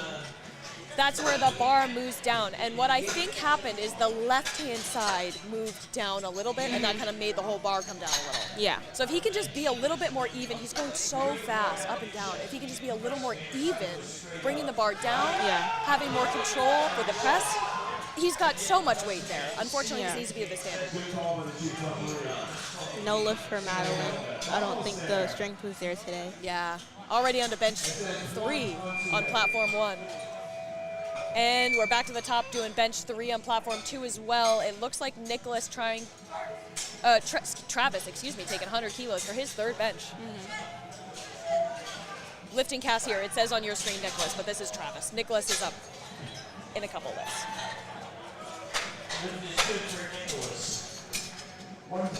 Or I'm illiterate, and the lift is good, and the lift is good for Nicholas. Sorry, Travis is up next. If you are following along on Lifting Cast, this is where my illiteracy comes in. The live stream has a bit of like a 30-second delay. So you may see the lights on the Lifting Cast before the lights show up on YouTube for you guys, just so you know. Don't let it spoil the fun, but it does help you understand what's going on with the meet. A big, like, just grind for Alexandra, but unfortunately not quite there for her third attempt. She did have 62.5 kilos for her second to last attempt, or her second attempt rather, and the smallest jump you can make is 2.5 kilos. So it looks like she got everything she could out of her bench on the day with that 62.5 kilo second attempt.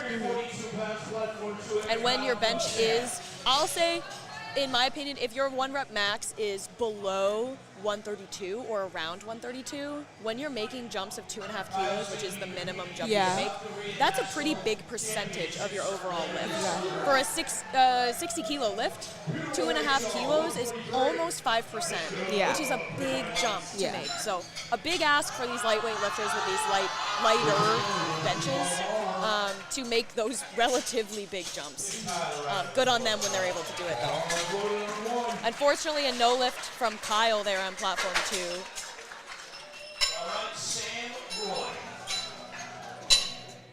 2. Rachel's taking 70 for her last bench.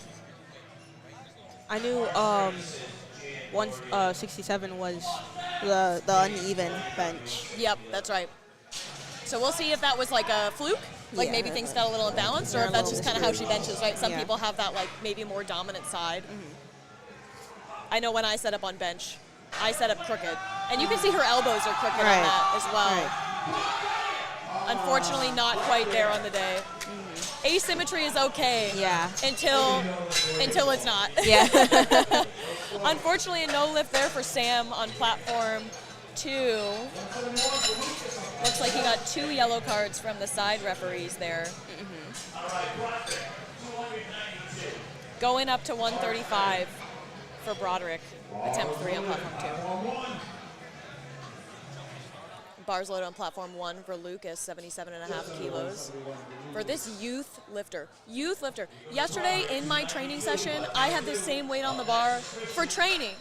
And this kid is going to show me up in a matter of months, probably. His 1 rep max is going to be so much more, and I've been lifting for over 3 years. Great example there from Lucas of how you can be any age in powerlift. Exactly. Good lifts by Lucas. Another, and also a good example of bringing the bar down really fast. You can see it bounced a little bit, so he's gonna get a longer press command. Good practice for a young kid. Yeah. To practice those long press commands. But if he brought the bar motionless quicker, he would have gotten a quicker press command there. So if he is taking 95 again. Hopefully she's able to, this is a technical thing hopefully, and she's able to adjust and get this 95 on her third attempt. 209 pounds.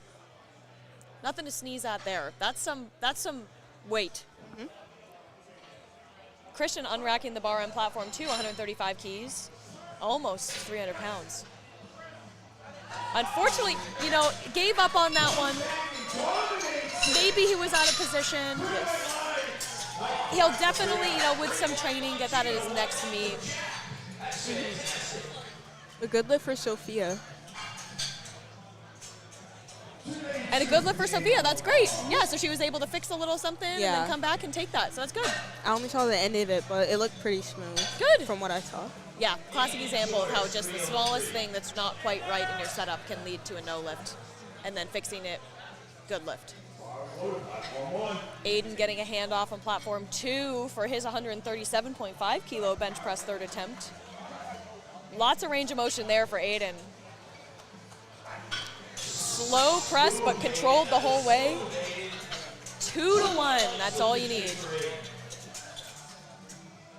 Daniel taking 132.5 for his last bench. This is also an example of a master's lifting, which is the older individuals. That's right. Masters lifters start at age 40. We have 4 masters divisions from 40 to 49, 50 to 59, 60 to 69, and 70 plus. If you go to liftingcast.com and you select 2025 USA Powerlifting New England Open from the homepage results, you'll be able to see exactly which masters division Jason is competing in.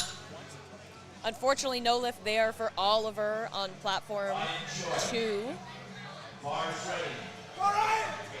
Made a big jump from his second to his third. So sometimes when you make those big jumps, you're just, your CNS is not primed for your central nervous system. Yeah. Not quite primed for a jump that big. Even if he's used to making them in training, he only did 1 bench on the platform. So unfortunately not there for him on the day.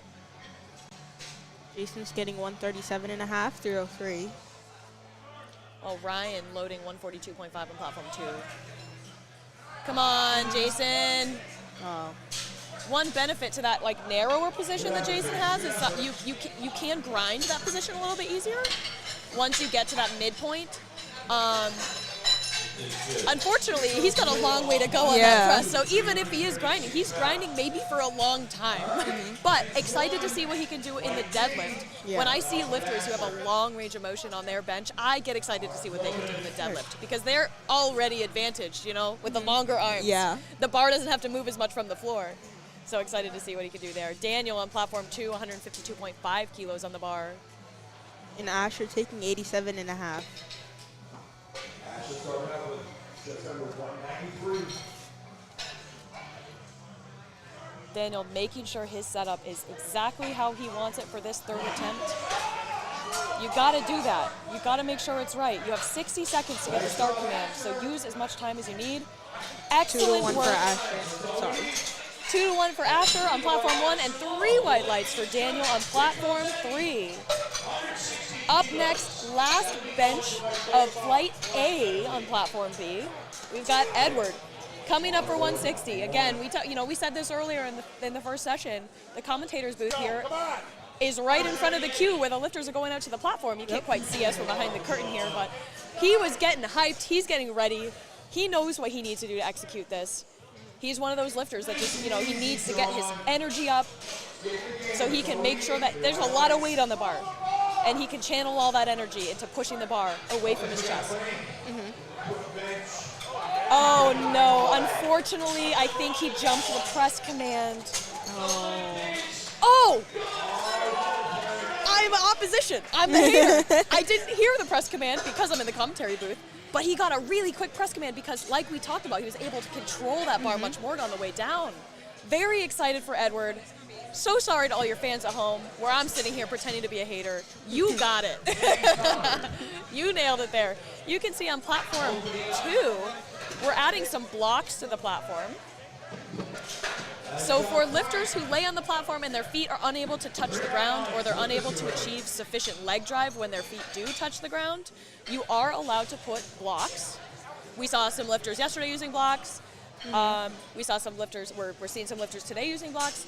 They are a bit of a risk sometimes. If you're pushing really hard into the blocks, they can slip. Yeah. So for some lifters, it's a calculated risk. For some lifters, it's a necessity. It's an unwritten rule that you are allowed to ask the extra spotters and loaders to hold the blocks so that they don't slip.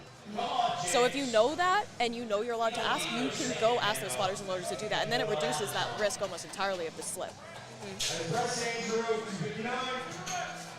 Looked like a good lift there from Andrew at platform 1. James, platform 2. Pressing it with relative ease, getting the white lights there.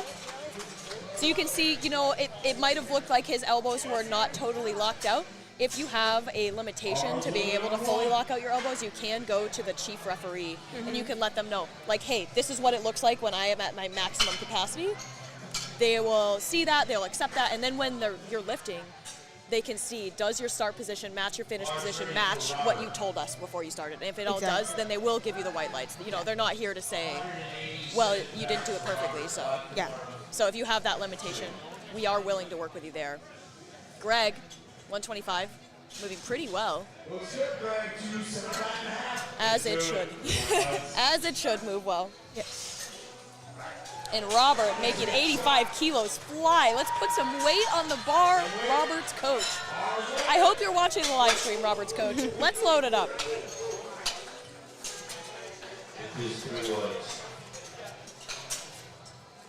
Up next on platform 2, we're getting the bar ready for Randy.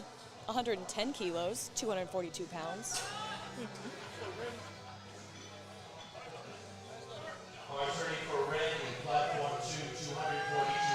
Good press by Scott. Yes. Had a little bit of a startling third attempt on squat, but it looks like that did not phase him at all. Went in, took his easy opener. Excited to see where Scott goes from there. Randy getting a lift off of 110. Long way for Randy to go there, but made light work of it nonetheless. And Juan taking 140. Here comes Kelly. After Kelly comes Marcus, platform 2. Go, Jerry. Long press command, but that's because that bar wasn't motionless there for Juan. Still able to press it relatively easily. 3 white lights for him. Same way for Andrew coming up. Kelly going for 115 kilos, electing for a self lift off there. Platform 1. Taking his time. He's got a big arch. You can see Yeah. you can see where the outline of the rib cage is against the backdrop. He's got a big arch there. Takes time to set that up though. And he's taking his time. He's got 60 seconds to do that before he gets a start command. A minute is a really long time. A minute is a really long time. That is a good lift for Kelly there. Oh, Speaking of big arches, great lift by Andrew there on platform 1. 308 pounds as an opener. Let's go, Andrew. good for him. Marcus up next on platform 2, 115 kilograms for his opening attempt, over 250 pounds. And Robert taking 150 for his opener. That's my I think- deadlift PR, bro. Just about 1.5 times body weight. Successful press, I think, for Marcus, and the judges agree. 3 white lights for Marcus. Start commands given for Robert. Brings it down. Wow. Wow. And that's your opener. Where do you go from there? Exactly. Add, I don't know, 15 kilos for your second? I don't know. When lifts are that big and they move that well, like, especially with these larger benches for the heavier weight men, like you see 12 and a half, 15, 17 and a half, sometimes 20 kilo jumps on bench, which is so exciting. Yeah. But it leaves a lot to lose if you miss them. Michael going for 125 on platform 2. Just Pretty solid there. Unfortunately, it did sound like he might have skipped the rat command. Yeah, unfortunately he did. But that's okay. If I were him, I would go up anyway. Yeah. If you just miss the rat command, you just get excited, right? Jesse with 152, 3 white lights there for his opener. Way to go, Jesse. I'm laughing because it's a lot of weight. I'm not laughing because any other reason. It's a lot. Making it move too easy.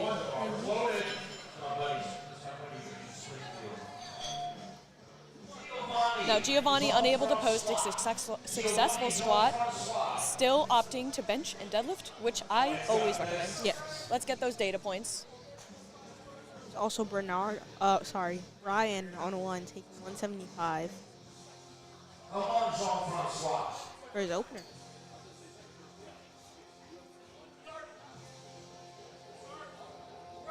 Long way for Giovanni to go on the bench press. 125 kilos moved very well, though. 1 yellow card from a side referee. Again, like, we can't see what a side referee see from this. But if he has any questions on that, he can go to the jury. We have a jury table staff today of category referees. That's at advanced referee rank above the national referee rank. And he can ask them, hey, what was that infraction? He could challenge it if he wanted to. There's no reason to challenge it because he got 2 white lights. But that's what the jury table's there for, right? To explain those cards and also to give lifters an opportunity to say, hey, you know, I didn't see what the refs see. I would like to challenge that. And maybe get their lift overturned. And William is bench only. So we got 1 bench only lifter on platform 1. We have another bench only lifter on platform 2. So each platform gets some bench only power. Bench is the best. It's the best. I disagree, but that's okay. That's to each their own, man. Joseph making light work of 303 for his opening bench attempt. A yellow card from the front referee. If I had to guess, maybe one of those rings wasn't covered.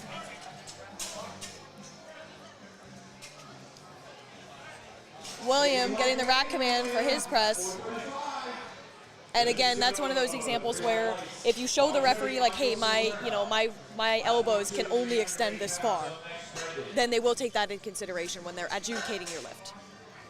Next up, we have a push-pull lifter. I said bench only because the last meet I saw him in, I think he might have been bench only. Yeah. But he's push-pull today, so that means he's benching and he's deadlifting, but he's omitting the squat. I don't blame him, the squat sucks.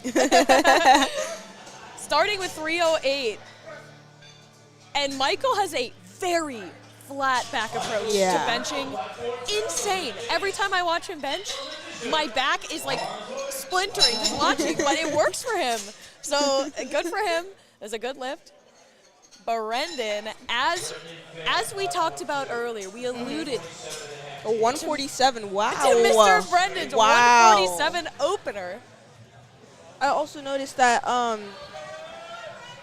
Frank is equipped. That's right. So he wore a squat suit Yeah. and wraps in his squat session here. Yeah. And he's not wearing a bench shirt. He's not wearing a bench shirt Nope. today. So maybe he just likes to squat and Yeah. wraps in a suit, and maybe he doesn't like the bench shirt. You know, Yeah. the bench shirt can add a level of technical difficulty that for an already technically challenging lift is just not worth it for some people. Yeah. Insane range of motion, 3 inches, so Wow. fast. Bing, bing, bing, done. Good lift by Brendan there. I love watching him press, and he's excited sprinting off the platform. That's so fun. That's so fun. He's like, yeah, let's go. It's going to be a good day. Getting the bar ready for James. Back to the top of the order on platform 2 here. And Asher on 1, taking 90.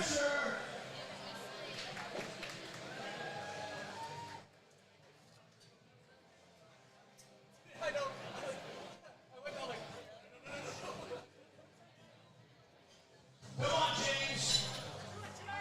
187 for James. James getting ready to take his second attempt, getting all set. Taking about 15 kilos. As well as Asher on platform 1. Grinding it out. Yeah. Unfortunately, not quite there, and I think the squats are to blame for that. When you spend a lot of energy trying to grind out a squat, it can really just gas you out for the rest of the day. But Asher did get bench number 1. Yeah. So at least there's a bench on the board despite no squats on the board. Yeah.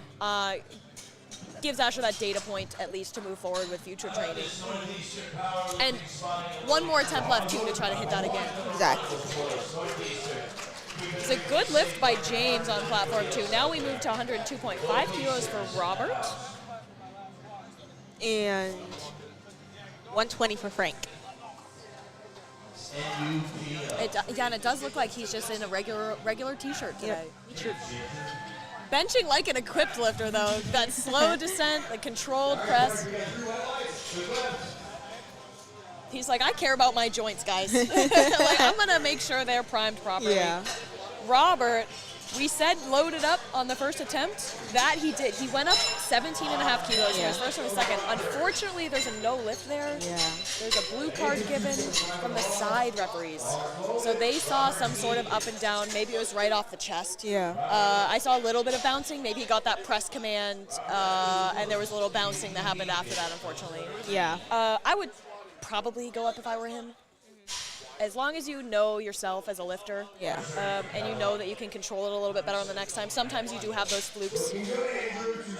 But if you can control it better on the next one, you might as well go up, right? Yeah.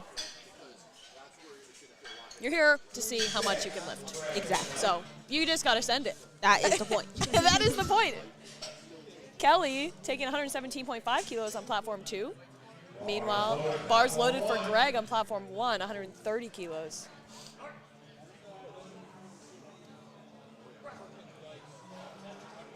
Pretty solid press from Kelly there. Did he beat the rack command? He did not. We just can't hear the command. So that looked pretty good for him. Got a real quick rack command, which we love to see. Nobody loves holding the bar above their head. Yes. If they don't have to. Good lift for Greg on 1. Nice. Great job, Greg. Back to Scott on platform 1. We're getting the bar loaded to 135 kilos. And Randy. And Randy, 117. Bit of a sink technique there. Works pretty well for Randy on platform 2. He's able to really get that like stretch reflex at the bottom of the press and then use that to launch his press up. Yeah. Good job by Randy. 3 white lights. Not sure what Scott's goals are today, but depending on how this moves, he'll definitely be in over 300-pound territory. Yeah.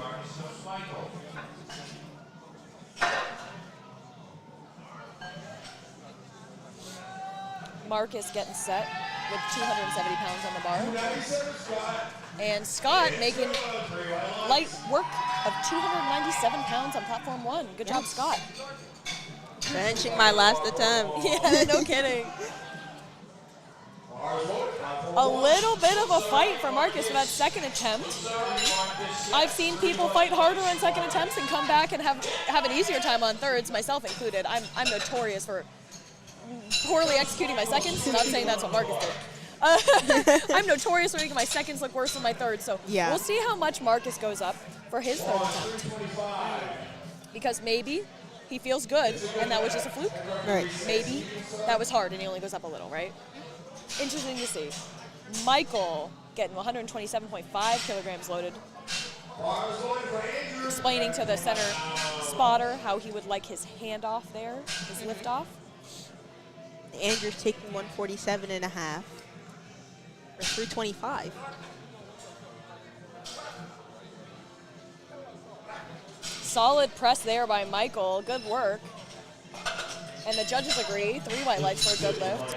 And you can see Andrew, ever the technician here on bench press, really making sure his traps are dug into the bench. Not a lot of surface area when it's just your traps touching, and you want to make sure they're really pressed down in there. Exactly. Beautiful soft touch, beautiful press, excellently executed by Mr. Andrew himself. 3 3 white white lights. lights. Well deserved. That's right. Bar is going up to 137.5 kilos on platform 2 for Giovanni. And bar is loaded for Robert on 1, taking 160.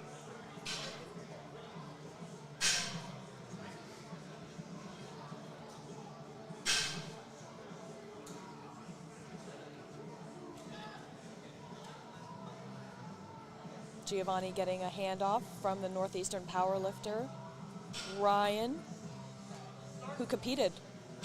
Did he compete earlier this weekend? I can't remember if he competed this weekend or not. He's been spotting and loading a lot today, though, that's for sure. Unfortunately, a little bit too much weight there for Giovanni. Yeah. Not a good lift for him there.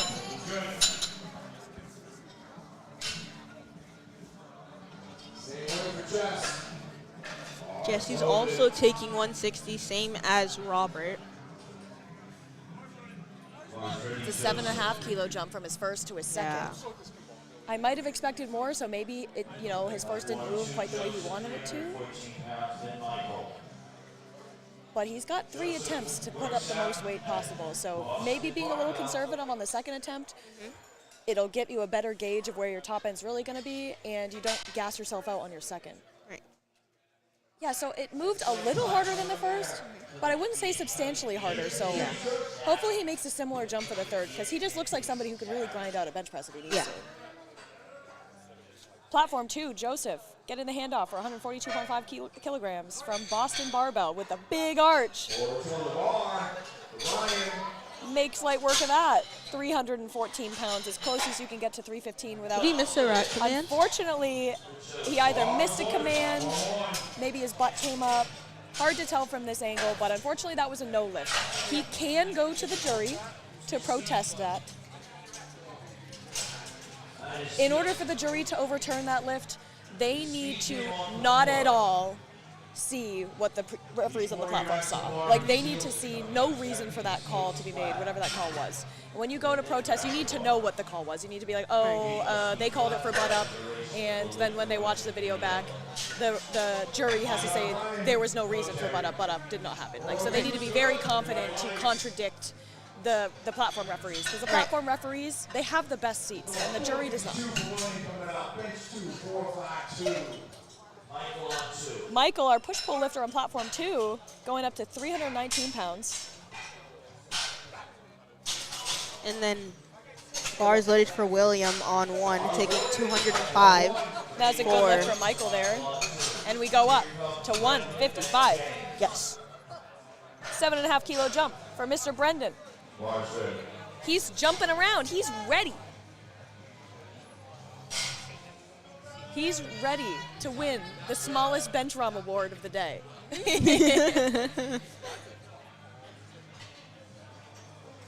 And honestly, I'm jealous of him. Me too. I wish my arms were shorter sometimes, but I remember my deadlift, and I'm okay with that. Yeah, right. It's a catch-22, a push and a pull, as they say.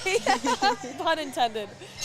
Wow. It's a good lift by Mr. Brendan there. 75 kilo lifter, benching 155 kilos, over double body weight. Wow. Insane. And he still has 1 attempt left. Will he even make it look hard? The last time I saw him lift, it didn't look hard at all. Yeah. Unfortunately, not quite able to get that on platform 1 for William, but he can come back and take that, especially as a bench-only lifter. No reason to not retake it, right? Exactly. On to third attempts for both platforms. Asher's taking 90 again. Almost 200 pounds for Asher. While James gets the handoff for 87.5 kilos.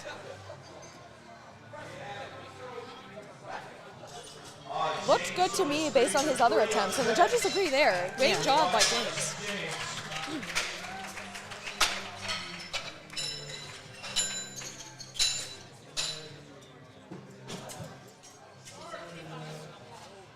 Asher gets a start command. Presses, similar situation, but can Asher push through? I don't know if this will count. There might have been some downward motion there. We'll see what the refs say, and they agree. There also are yellow cards from the side referees, which probably means there was some butt up there. Rather, when I say butt up, I mean the butt leaving the bench on the press. And you can see right at that midpoint where Asher kind of stalled out. It's sometimes common for lifters to lift their butt. It gives them a little bit more leg drive to be able to help move the bar up. But unfortunately, once that butt comes up, it's not a good lift. Robert, similar sticking point. Can he push through? He's trying. Unfortunately, he says, nope, you got to take it. Not there today. Robert will take his first attempt bench of 85 kilos towards his total going to the deadlift. Similar sticking point. Guys. It's pretty common, that sticking point. When you have that like middle-ish grip, because the tendency is to like tuck your elbows a little. Because it makes your shoulders feel stable. But as you get to that point, your front delts get really fatigued when your like elbows are tucked. And your elbows end up flaring out to compensate, and then the bar, you lose control of it a little bit. You lose the momentum. Hard to recover.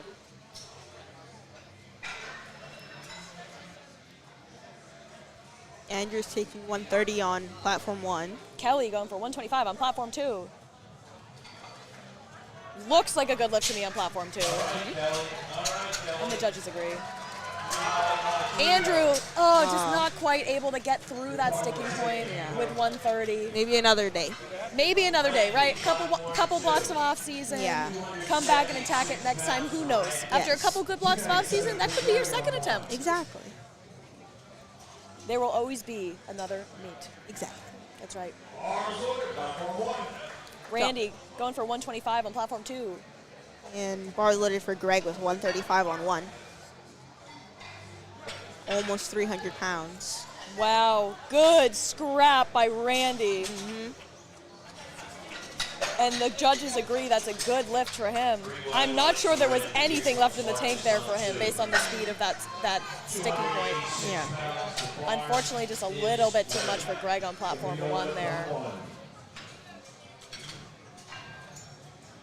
And this is where you'll see, if you're following along on Lifting Cast, this is where you'll see a lot of red on the screen. And that's just how it happens in bench. The jumps are smaller inherently. That's because of math. The percentage of your lift every time you make a jump is a bigger percentage. A 5 kilo jump on bench is way bigger than a 5 kilo jump on squat. On like squat or deadlift, Exactly. And it's sometimes you're benching and you just hit a wall. Marcus not hitting the wall, finishing his press. A heroic grind by Marcus. Oh no, unfortunately not good. He did have a bit of butt lifting there. When you get in those grinds, sometimes your brain's like, press it at any cost, and then the butt comes up, unfortunately. But what a heroic effort by him, though, like regardless. Unfortunately, no lift for Scott there. Same story, good effort, but not quite there on the day. Juan is taking 152.5 kilograms. It's a lot of weight, guys. Might be my subtotal.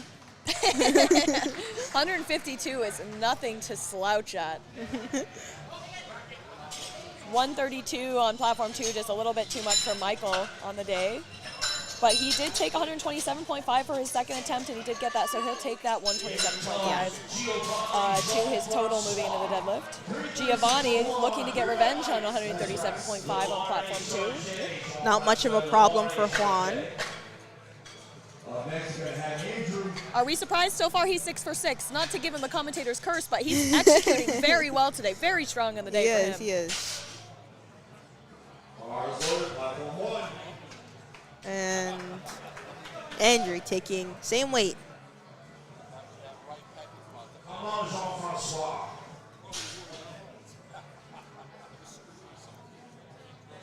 will we get lucky and have 2 synchronized bench presses again? I don't think we will. Giovanni unracking first, getting the start command. Pressing, Yep. getting to that sticking point. Yeah. Unfortunately, not there for him on the day. Yeah. Andrew taking his time. Yeah, no question about that. Not surprised at all by Andrew. He's such a technician when it comes to the bench press, and it really does pay off on the platform. Right. When you are so technical and you set up exactly the same way every time, you know what to expect when you load a weight. Good job by him on that. Jesse. Sorry, go ahead. You're good. Jesse's taking 165 for his final attempt. And on platform 2, we have 145 loaded for Joseph. We're on the last few benchers up for both platforms here.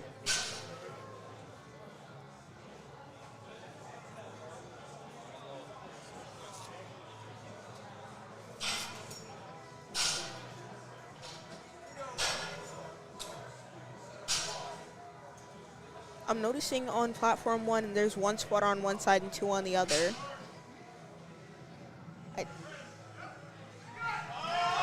I'm wondering if the spotter. Interesting. I wonder what was happening there. Maybe Yeah. the spotter requested some help just because they weren't comfortable with how much weight was on the bar. That's very possible. I mean, 363 pounds is so much weight. It's a lot of weight. Yeah. I can't squat that. I can't squat that. I can't squat that. I can't even deadlift that. I can't squat that. Like, so I'm just, yeah, sometimes you're like, I can't lift that. I'm not comfortable with that. Yeah. I need some help. And that's Yeah. totally okay. Michael looking to take 147.5 kilos on platform 2. Previous lifter Joseph unable to make 145 a good lift. Yeah. Robert's taking 172.5, 380.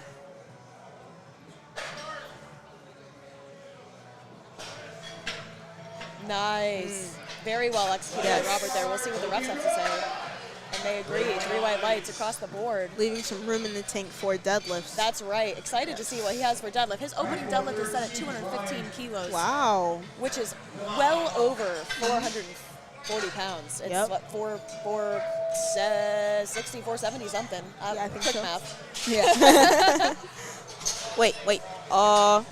Michael. 476, yeah. Yeah, Michael, 2 white lights is all you need. Great work by him on his third attempt bench press. We have Brian and Brendan. Brian's taking 187.5 and Brendan's taking Which is 160. Over 400 pounds. Yep. It's a lot of weight, guys. That's a lot of weight. He likes to bench press. I would hazard to guess. Oh, yes. Oh. Oh, no. Unfortunately, when you have that rocket style of bench press, things can go haywire if you just lose any control on the way up. And unfortunately, that's what happened to him today. We hate to see that, but we know he'll get it at the next one for sure. Brendan. Too easy. Too easy. Wow. We'll see what the refs say. Okay, 2 white lights is all you need, folks. Too easy if you ask me, but at least he had to struggle a little. Yeah. At least it looked like he tried a little, which, you know, good. Platform 2 benches are all wrapped up. And last lifter of platform 1 for bench, our bench only lifter, William, taking 205 again. Oh, retaking. Yep. That's a lot of weight. So I do remember this one was just a little bit too much on the second attempt, but as we've seen, sometimes you can just go and you can tweak a couple things between attempts and change your setup just enough that you can make a lift that you otherwise would not have been able to make. Let's hope that's the case for William here. Come on, William. Let's go. Oh, just not able to go. And you know what? Good on him for knowing, you know, no need to really fight it out. Sometimes when you know it's not within your reach, it's better to call it than to hurt yourself, right? Exactly. Live to fight another day. With that, we will be taking a brief 10-minute intermission for both platforms. We'll come back in 10 minutes. We hope you do too. After you take a break, go to the bathroom, get a drink, say hi to your dogs or your cats or your family if you've got them. Happy Mother's Day to your mom if you've got one, right? We'll join you in 10 short minutes. Don't go too far. Yes.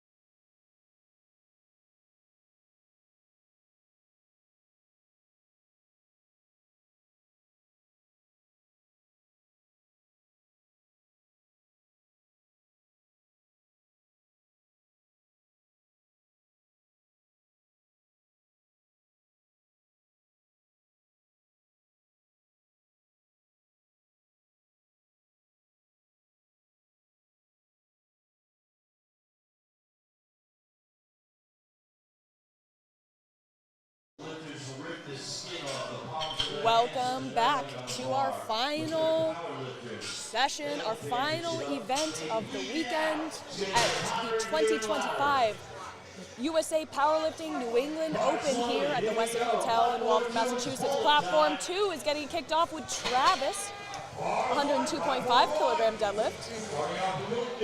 If you guys weren't here for the earlier events, my name is Liz. I'm co-hosting with Emanuela.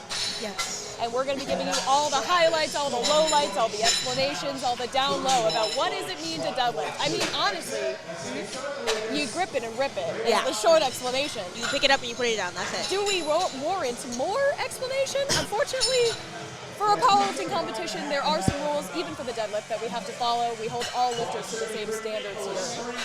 But the rules are much less. We've got one command. It is down. The lifter can, as we are seeing by Nicholas here, he can start the lift whenever he wants. Once he is standing up, knees, hips, shoulders are all in line, then he gets the down command. Yes. If he does a good job like he did, he will get 3 white lights. Reasons that he might not, or she might not, get 3 white lights. If those knees, hips, and shoulders are not totally locked out, then you would get a red light. Good lift primarily there on platform 1. Another reason is if there's hitching or ramping, which is like support of the thighs, the bar on the thighs. That's right. If you're leveraging your thighs or bouncing the bar off your thighs to get the bar up, that would not be a good lift. If you move your feet or your hands on the bar as the lift is progressing, that would be a no lift. I can't think of how that would work, but I'm sure it's possible since it's a rule. Sure, yeah. If your one hand was like slipping, you like grab the bar or something, I imagine that would be hard to do. Yeah. Again, if you miss that down command, you will get a red light. If you have any downward motion as you're pulling the bar up, you get a red light.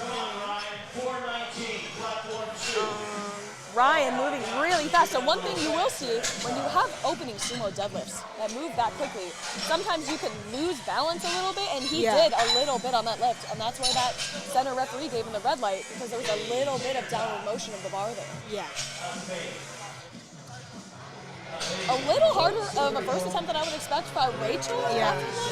But it looked good, so maybe she adjusts her attempt selection accordingly, or maybe that was just a little bit of a misgroove.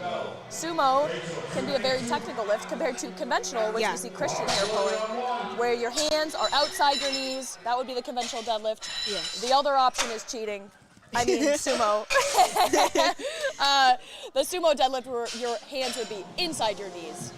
With a wider stance. Exactly, with that wider stance. So when your stance is wide when you're pulling sumo, especially when your feet are turned outwards, you just have less of a base of support. So it's easy to fall forward or fall backward. Whereas with conventional, your feet are underneath your shoulders for the most part. It's really hard to lose your balance when your feet are in that strong stance. The same stance that you would use if you were to jump up onto a box, right? Yeah. It's a sturdy stance for conventional.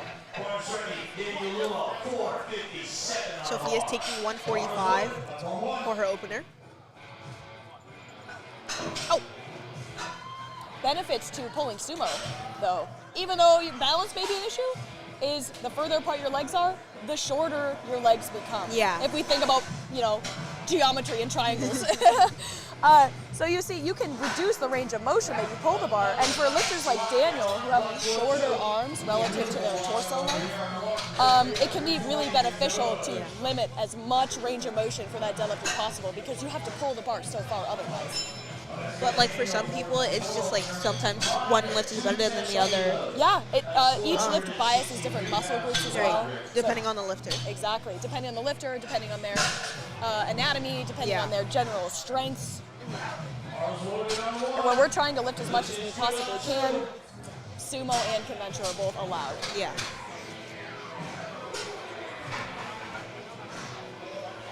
It is suggested. It's suggested that if you're pulling sumo, that your toes don't touch the plates. Yes, because as the bar's coming back down, you could crush your toes. Exactly. You kind of need those. That's right. You kind of do need your toes.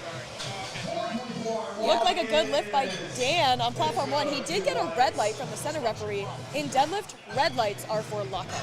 Yeah. So if his knees were soft, his hips weren't all the way through, or his shoulders were soft, that would give him the red. we see that often with lifters who pull what we call mixed grip, where one hand is underhand, one hand is overhand. Yeah. The hand that is overhand on the bar, where the back of the hand is facing the audience, it's often that position can pull your shoulder forward and you're unable to fully pull it back and get that lockout. And then there's hook grip, where as well, yeah. both hands, where the back of both hands are facing the audience, but the thumb goes under the bar, and then your index finger, your middle finger go over your thumb like a hook. That's right. It like locks your thumb in place. Yes. Some lifters prefer that because it can make your grip more secure, and both of your arms are in the same. Exactly. I don't like hook grip. I do hook grip because mixed grip, I feel uneven. I feel like I'm gonna fall over. Sure. Yeah. Let's go, Ed. Come on. Yeah. Bars already at 551 pounds for our men's raw teen lifter Edward. Brought the intensity for squat, brought the intensity for deadlift. No shortage of intensity here.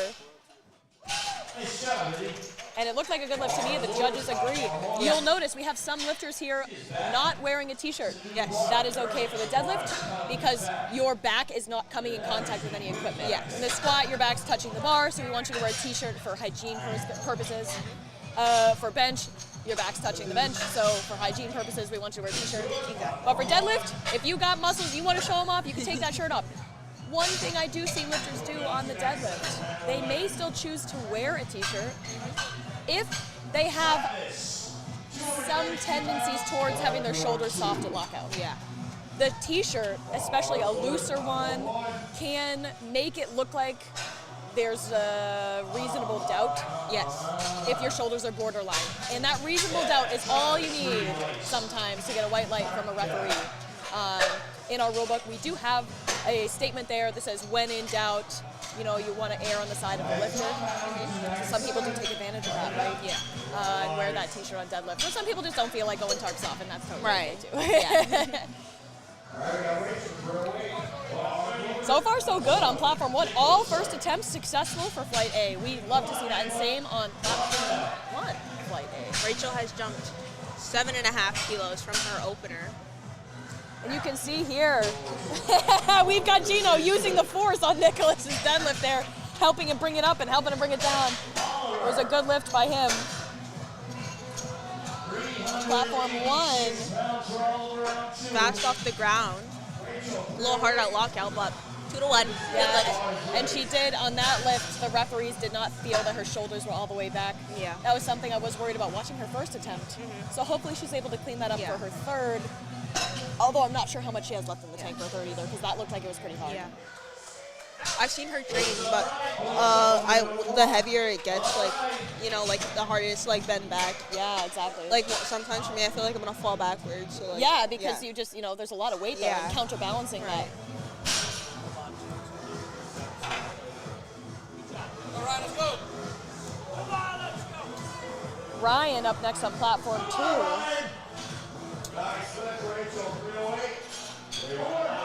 On the previous lifter, Oliver, you might be wondering why he got that yellow card. And that's because he didn't maintain sufficient control of the bar on the way down. So it's something we also look for in the deadlift. You want your hands to stay on the bar all the way until the plates touch the ground. And you also cannot spike the bar down, the ball down. Bar. Spike the ball, I'm thinking of football. In the same manner that you would spike a football down. You cannot do that with the bar. Because that's not considered maintaining control of the bar. And it could cause damage to the platform. That's right. Could damage the platform. Intentional, yeah.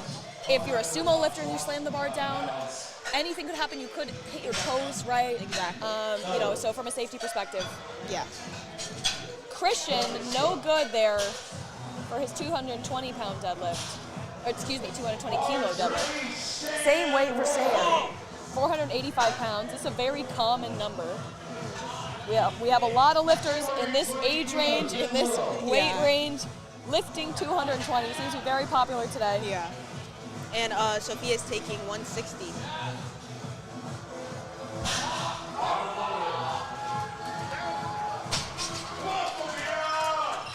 Was able to bring the weight up for Sam, but that side referee did call him for a little bit of supporting on that left thigh, and I would agree with that call.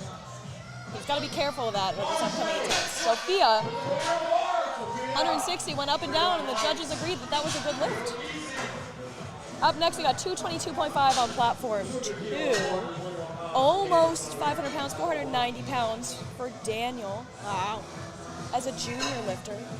Pretty impressive if you ask me. Making sure his arms are loose. They're just acting like hooks to hold the weight. They're not pulling the weight. And he's using his legs to make the final push. We'll see what the refs have to say about that lockout, and it was good.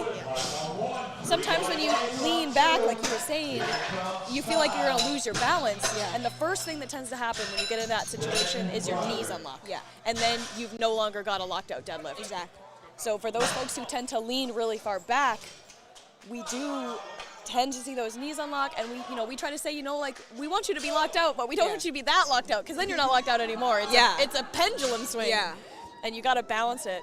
No pun intended, to get a good lift here. Kyle, 227.5, just over 5 pounds on the bar for him. Pretty, I don't want to say easy, but not hard. Yeah.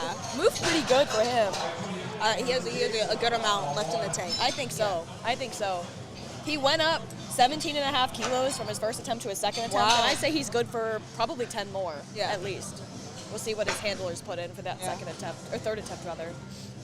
Jason's taking 237.5, 523. Speedy second attempt by Broderick on platform 2.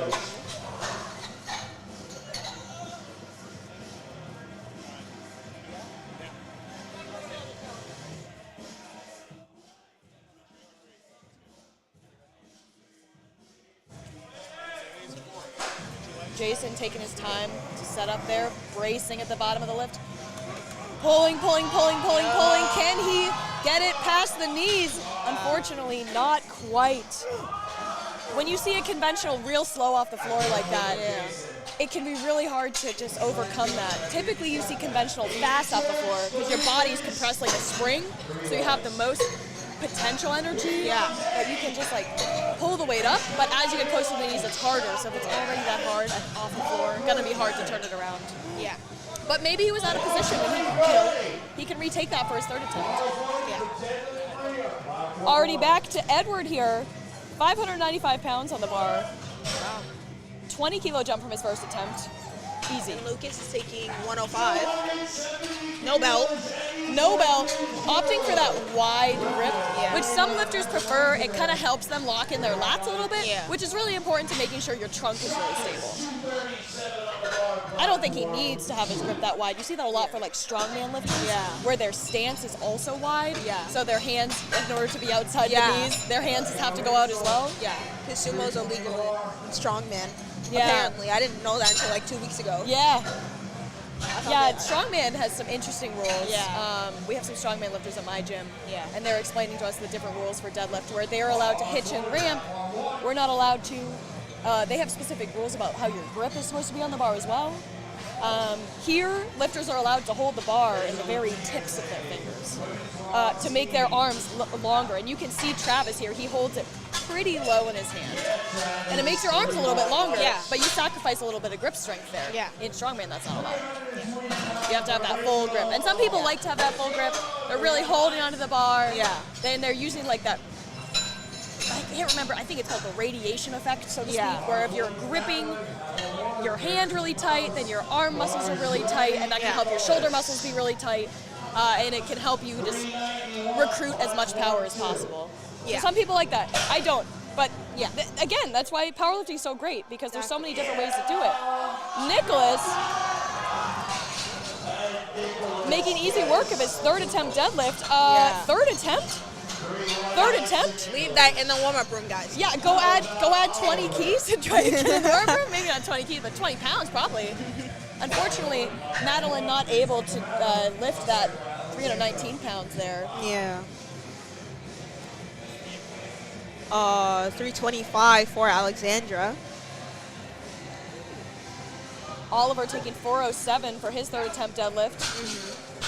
You can tell that was challenging for him, but he was able to make it work. Alexandra, again, really slow and controlled in the squat, Yes. really slow and controlled in the bench, able to maintain that control in the deadlift and end successfully. Yeah. Same weight for Rachel. Jumped another 7.5. And Ryan over on platform 2 has got 485, 220 keys. Like I said, popular weight, loaded on the bar. Wow, way too easy. His coach is gonna be happy with that because that moved very well. Oh, come on, Rachel. This position, it's impossible to lock out. Can she do it? I'm not sure. Unfortunately, not quite there for her. Got called for that soft lockout and a little bit of like supporting on the thighs there, just trying to get her shoulders back. If she brings her grip out a little bit, I think that she'd definitely have an easier time for sure in training. Daniel, ready to take 501 pounds for a ride for his third attempt deadlift. Making sure he's getting set exactly the way he wants to be. Oh no. That's okay. He's okay. Unfortunately not there on the day. Yeah. Sophia taking 172.5, 380. Let's go! Barzani Sam Roy. 380 pounds. Yeah. Supporting call from that side referee. Let's see how Sam's judgment comes for his 501-pound deadlift. And he did, that left-hand referee did call for what I mentioned earlier, that like spiking the bar down. Yeah. But 2-to-1, that's all you need. So it's a good lift by him for his third attempt deadlift. Bar goes up to 237 pounds on platform 2 for Kyle from Team TSP, Triumph Strength and Performance. Asking the crowd to get loud. This is over 3.5 times his body weight. Wow. And he's a junior lifter. That's so crazy. That is crazy. He is in the 67.5 kilo weight class. Can he lock it out? He did his best. What did the refs have to say? 3 white lights. That's a good lift for him. He's excited. Insane. Getting the bar ready for Jason on platform 1, 237.5 kilograms. Last deadlifter of flight A. Let's see. Platform 2, we've got Broderick taking a crack at 540 pounds for his third attempt deadlift.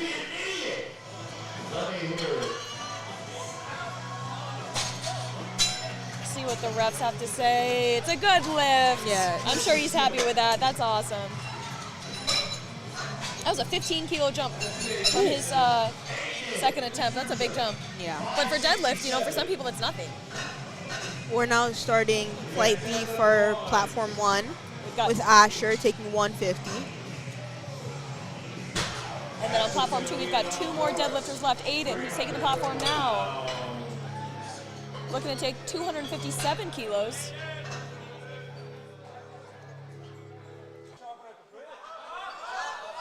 Can he get it? Unfortunately, not quite there on the day. The next lifter will be Edward.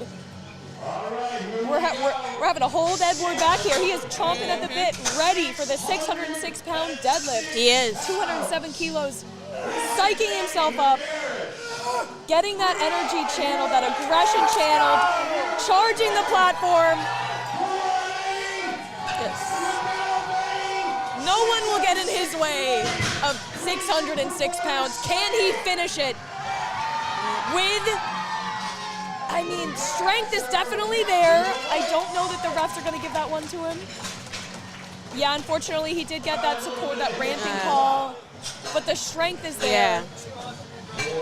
And it moved so fast off the floor. I love his energy. Exactly. Yeah, we love to see that. Scott coming up next from High Tide Strength Club, taking his opener of 195 kilos on platform 1, almost 430 pounds here. And the start of flight B on platform 2 with James taking 50 kilograms.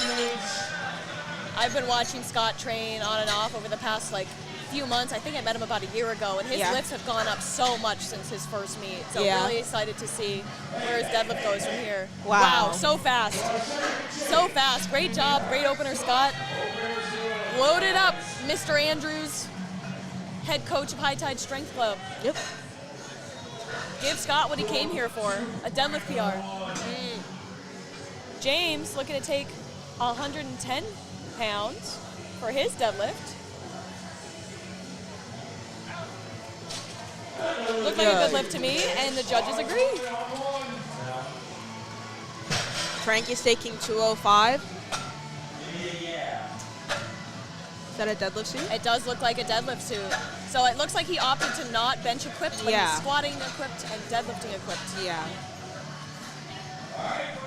And I wouldn't want a bench equipped either. I know. It's just, as we saw, there's just so many things that can go wrong. Exactly.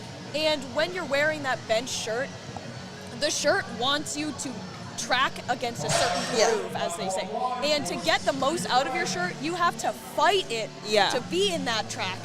And it's just so much effort, so much technical skill required. Exactly. And I can understand why you wouldn't want to put that variable in on that day. It's a good lift by Greg. Nice and smooth. Bars loaded for Michael on 2. Our push-pull lifter.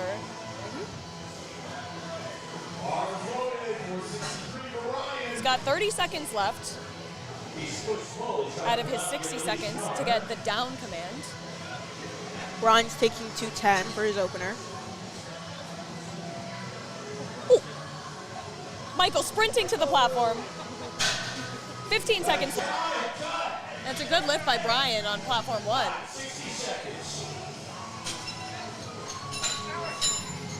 And did Michael make it in time? Unfortunately not. He unfortunately was not able to. That's okay. He's got 2 more attempts. He does. 215 for Robert on 1. Robert's on both platforms. I love the chicken leg socks. Yeah. 402 moved pretty well for him.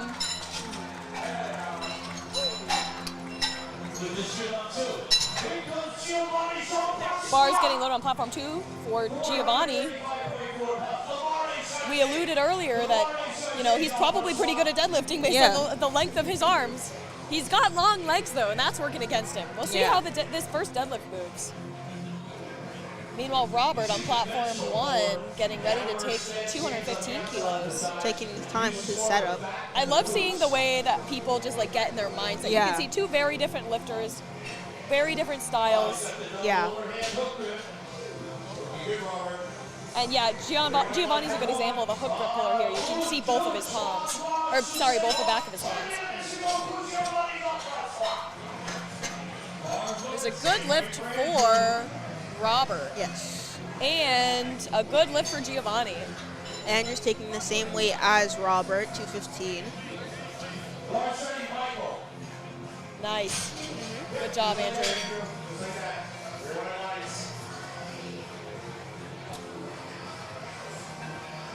Michael getting his conventional stance ready for 215 kilos in platform 2.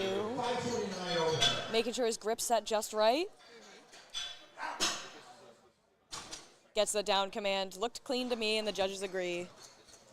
3 white lights. Bars loaded for the other Andrew. The other Andrew. Yeah. Taking 240. He's also got a very satisfying deadlift to watch. Just overall, very good technical lifter. Let's see. Kelly on yes. platform. Yeah, exactly. Yes. Oh, yes is right. Kelly looking to take 215 kilos. Very wide stance sumo. Like you can see, his toes are pretty close to those plates. Hopefully he brings them back in before. I know, yeah. He's getting his hips as close to the bar as he possibly can. Very technical setup, and he knows what he needs to fix on that one. It moved well, but he was also like, maybe almost lost balance there, and he's like, oof, thank God I didn't. 285 for Juan. Almost 630 pounds, guys. insane My total. for openers. And moves it with ease. Wow. And he's not leveraged to deadlift either. He's not. The bar is very far from his knees at Yeah. lockout. You know, you can tell who's a good deadlifter by Yeah. how close the bar is to their knees. Marcus, pretty good, 480-pound deadlift, and the judges agree. 3 white lights. I do love to see the lifters where, like, when the bar's locked out, their hands are like at knee level. Yeah. They move the bar like maybe a foot off the ground. It's insane. I love to watch them. It's always so satisfying. Brendan, 500 pounds on the bar. Wow. On platform 2. Oh, he has the Finland World jersey. He Singlet, does. sorry. He's got that SBD Finland singlet. Jesse taking 305 for an opener. Wow. Jesse's an excellent deadlifter. Wow. Look at that, hips so high, and that's exactly what I'm talking about with that bar right at the knees. Excellent deadlifter. Excellent deadlift by Brendan as well. Unfortunately, Jesse did get locked out. Yeah, he got 2 people calling him for lockout there.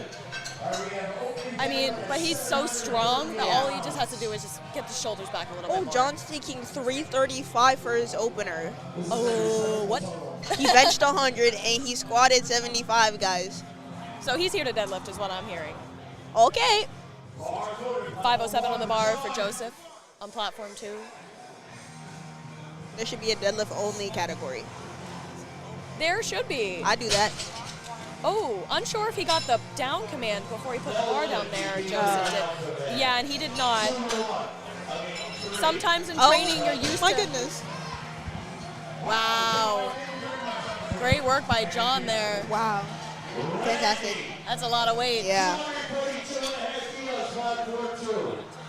But yeah, sometimes in training you're not used to holding it at the top, and then if you get too much in the habit of that, Yeah. and you skip the down command, what a heartbreaking way to miss a lift. Back here, 534 pounds for his opener. So fast. Yeah. That's a good lift for Randy. We're at the top of the order with Asher, 155 keys on the bar.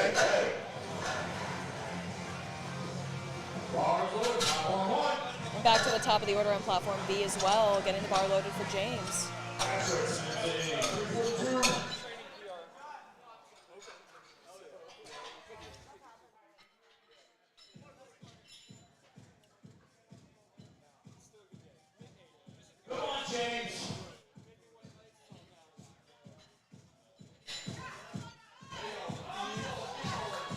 A little hard for Asher, but got it up regardless. 3 white Let's say lights. it's a good lift. Looked like a good lift from James as well. The refs agree. Up next we have Michael. He did timeout on his first attempt. He went up to 185.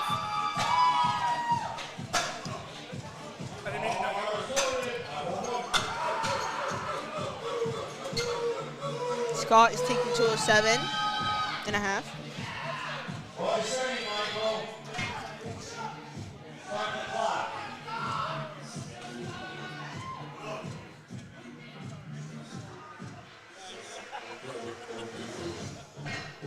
All right, Michael. Let's see it. Great job by Scott. Yep. Good lift.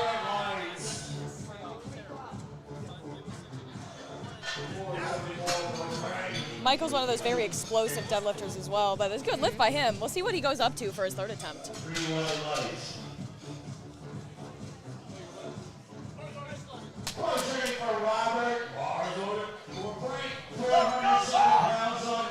Robert looking to take 407 pounds on platform 2. Frank, 470 on platform 1.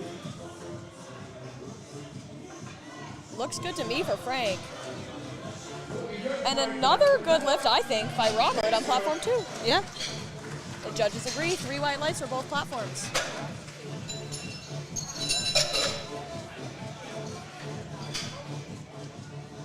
As we get closer to the end of second attempts, we can see some of the lifters just kind of like trying to hype themselves up here in the warm-up room. Because we're getting near the end. We're getting to the point where you're just gotta send it.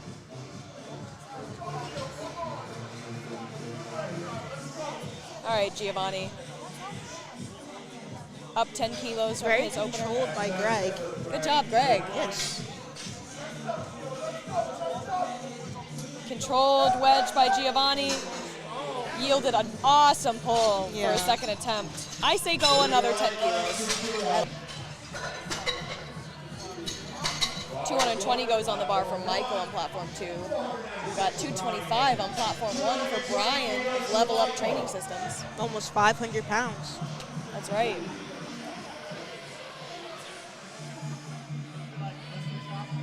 Easy. Yeah. While Brian may be a subtotal specialist, as we say, where the squat and the bench he performs really well, that deadlift still moved very good, and that is not lightweight. So while it might not be his best lift, it still is a good lift. Yeah. Michael looks like a good lift to me on platform 2, and the judges agree.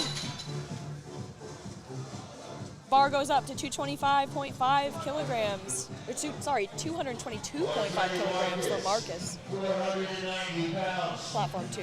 230 looks good for Andrew. Good 3 white lift. lights for Andrew. We love to see that. Yes. Marcus had a heck of a grind on his third attempt bench press, so I expect good grinds as well on his deadlift. It's like I predicted it. Great second attempt by Marcus there. And I anticipate he will go up. Yeah. Quite a bit more. You know, if he's good at grinding, who knows what his ceiling is. Sometimes these lifters that are good at grinding, they move really slow. All their attempts look the same. They can surprise you with how much they go up for attempts. Kelly, 227.5 on platform 2.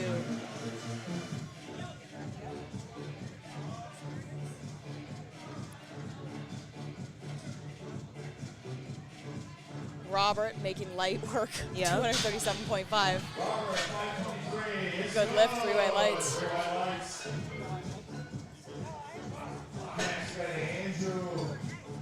Kelly making sure his hips are exactly where he needs them to be in order to get the best sumo positioning possible.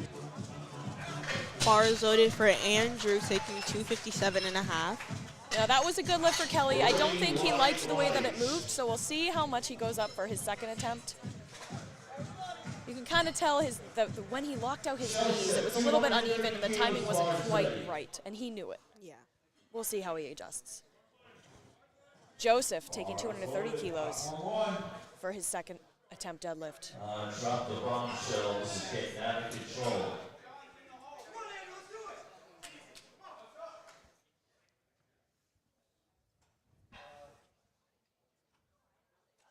Joseph locks it out. It's a good lift. Then Andrew getting ready, making sure it's just right. Amazing. Wow. Amazing. Very snappy as per usual, and 3 white lights rewarded to him. Juan taking 302.5. The number. The number of the power lifter, as Gino loves to say, is going on the bar on platform 1. Meanwhile, Brendan stalking the bar. The weights can smell your fear, and he's got none. Pulling, yes. Snappy dismount as well. Great job by Brendan. Let's see what he loads for the third attempt there. I say load it up, send it. Yes. Squat session was a little tough to him, had a couple high squats. Let's get some redemption here on the deadlift, huh? Randy going for 255 kilos as Juan locks out 666.9 pounds for a good lift. And the bar only goes up from here on platform 1. 672 pounds getting loaded for Jesse, which is the same weight that he took for his first attempt, so opting to be on the conservative side. Randy lifting 255 for his second attempt is a good lift.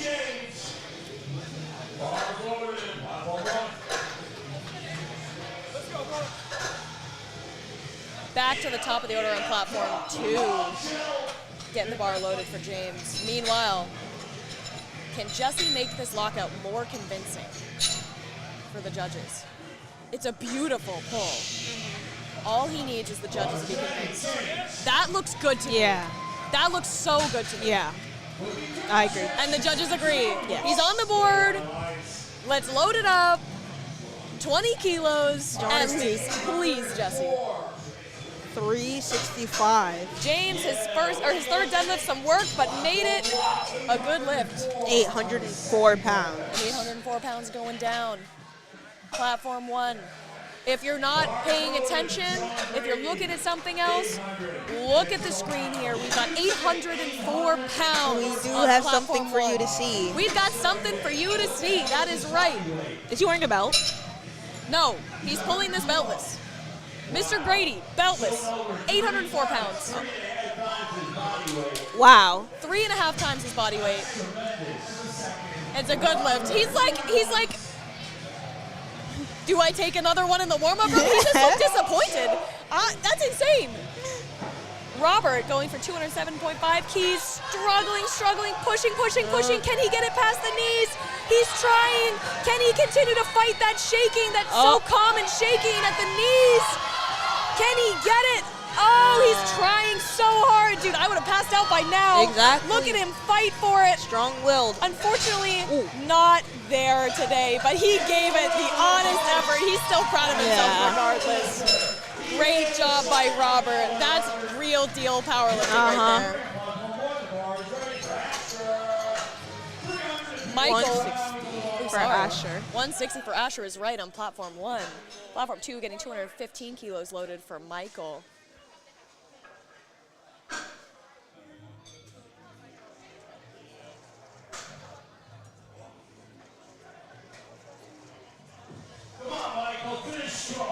Second attempt for Asher was challenging. Unfortunately, not quite there on the third, but it was worth loading it anyway. Yeah. You know, you came this far, you trained all season. Maybe you could eke out a couple more kilos on your last attempt. Yeah. Worth the shot.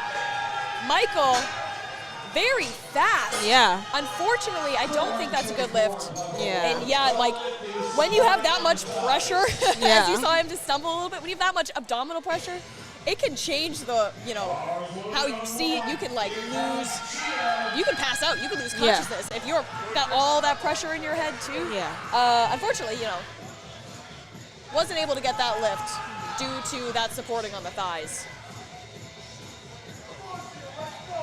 Scott going for 474 pounds. Giovanni, 485 on platform 2. Scott, beautiful third attempt. Beautiful third attempt. Had a rough start to the day with his third squat, but turned it around. Thankful to be here. He says thank you to the crowd. Giovanni, pulling 485, stood up with it. 2 to 1. 2 to 1. 2 white lights is all you need. Next is Frank, taking 225, almost 500 pounds.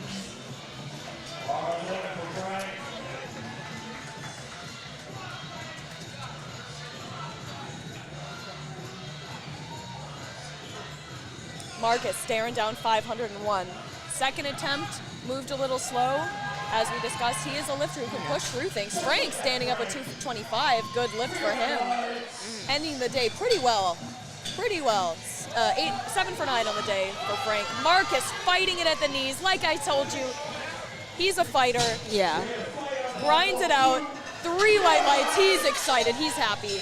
I'm sure he's very happy with his performance today. Just missing that one bench press attempt. Yeah. Which he, the heroic effort, he did press it. It just, you know, his butt came up there. So a moral victory there. Moral 9 for 9. Greg locking out 227.5 with ease, I would say. Not to say that 500 pounds is light, but he moved that well. Yeah. Michael with 507 pounds on the bar on platform 2. Very good positioning for him. Solid lockout. Again, another beltless deadlifter. And he's happy with that. Yep. 3 white Bar lights is for loaded for Brian on 1, taking 518.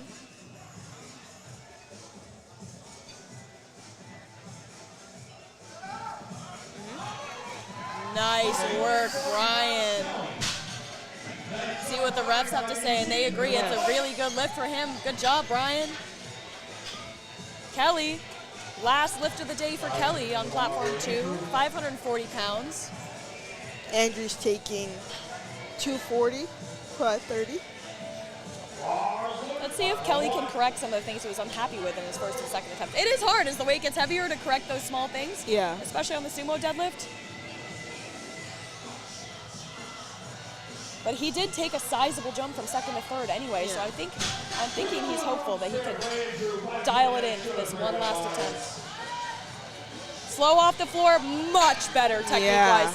Best technique of his 3 attempts on the one that matters. 3 white lights, he is so much happier with that. Yes. I am so proud of him for that. Great job by Kelly. Excellent day overall. Next up is Robert. You went 9 for 9. Great job, Really? Kelly. Good. Next up, Robert. As Emanuela said, platform 1, 247.5 kilos on the bar. Same weight on platform 2 for Joseph. Both lifters getting set, getting in position.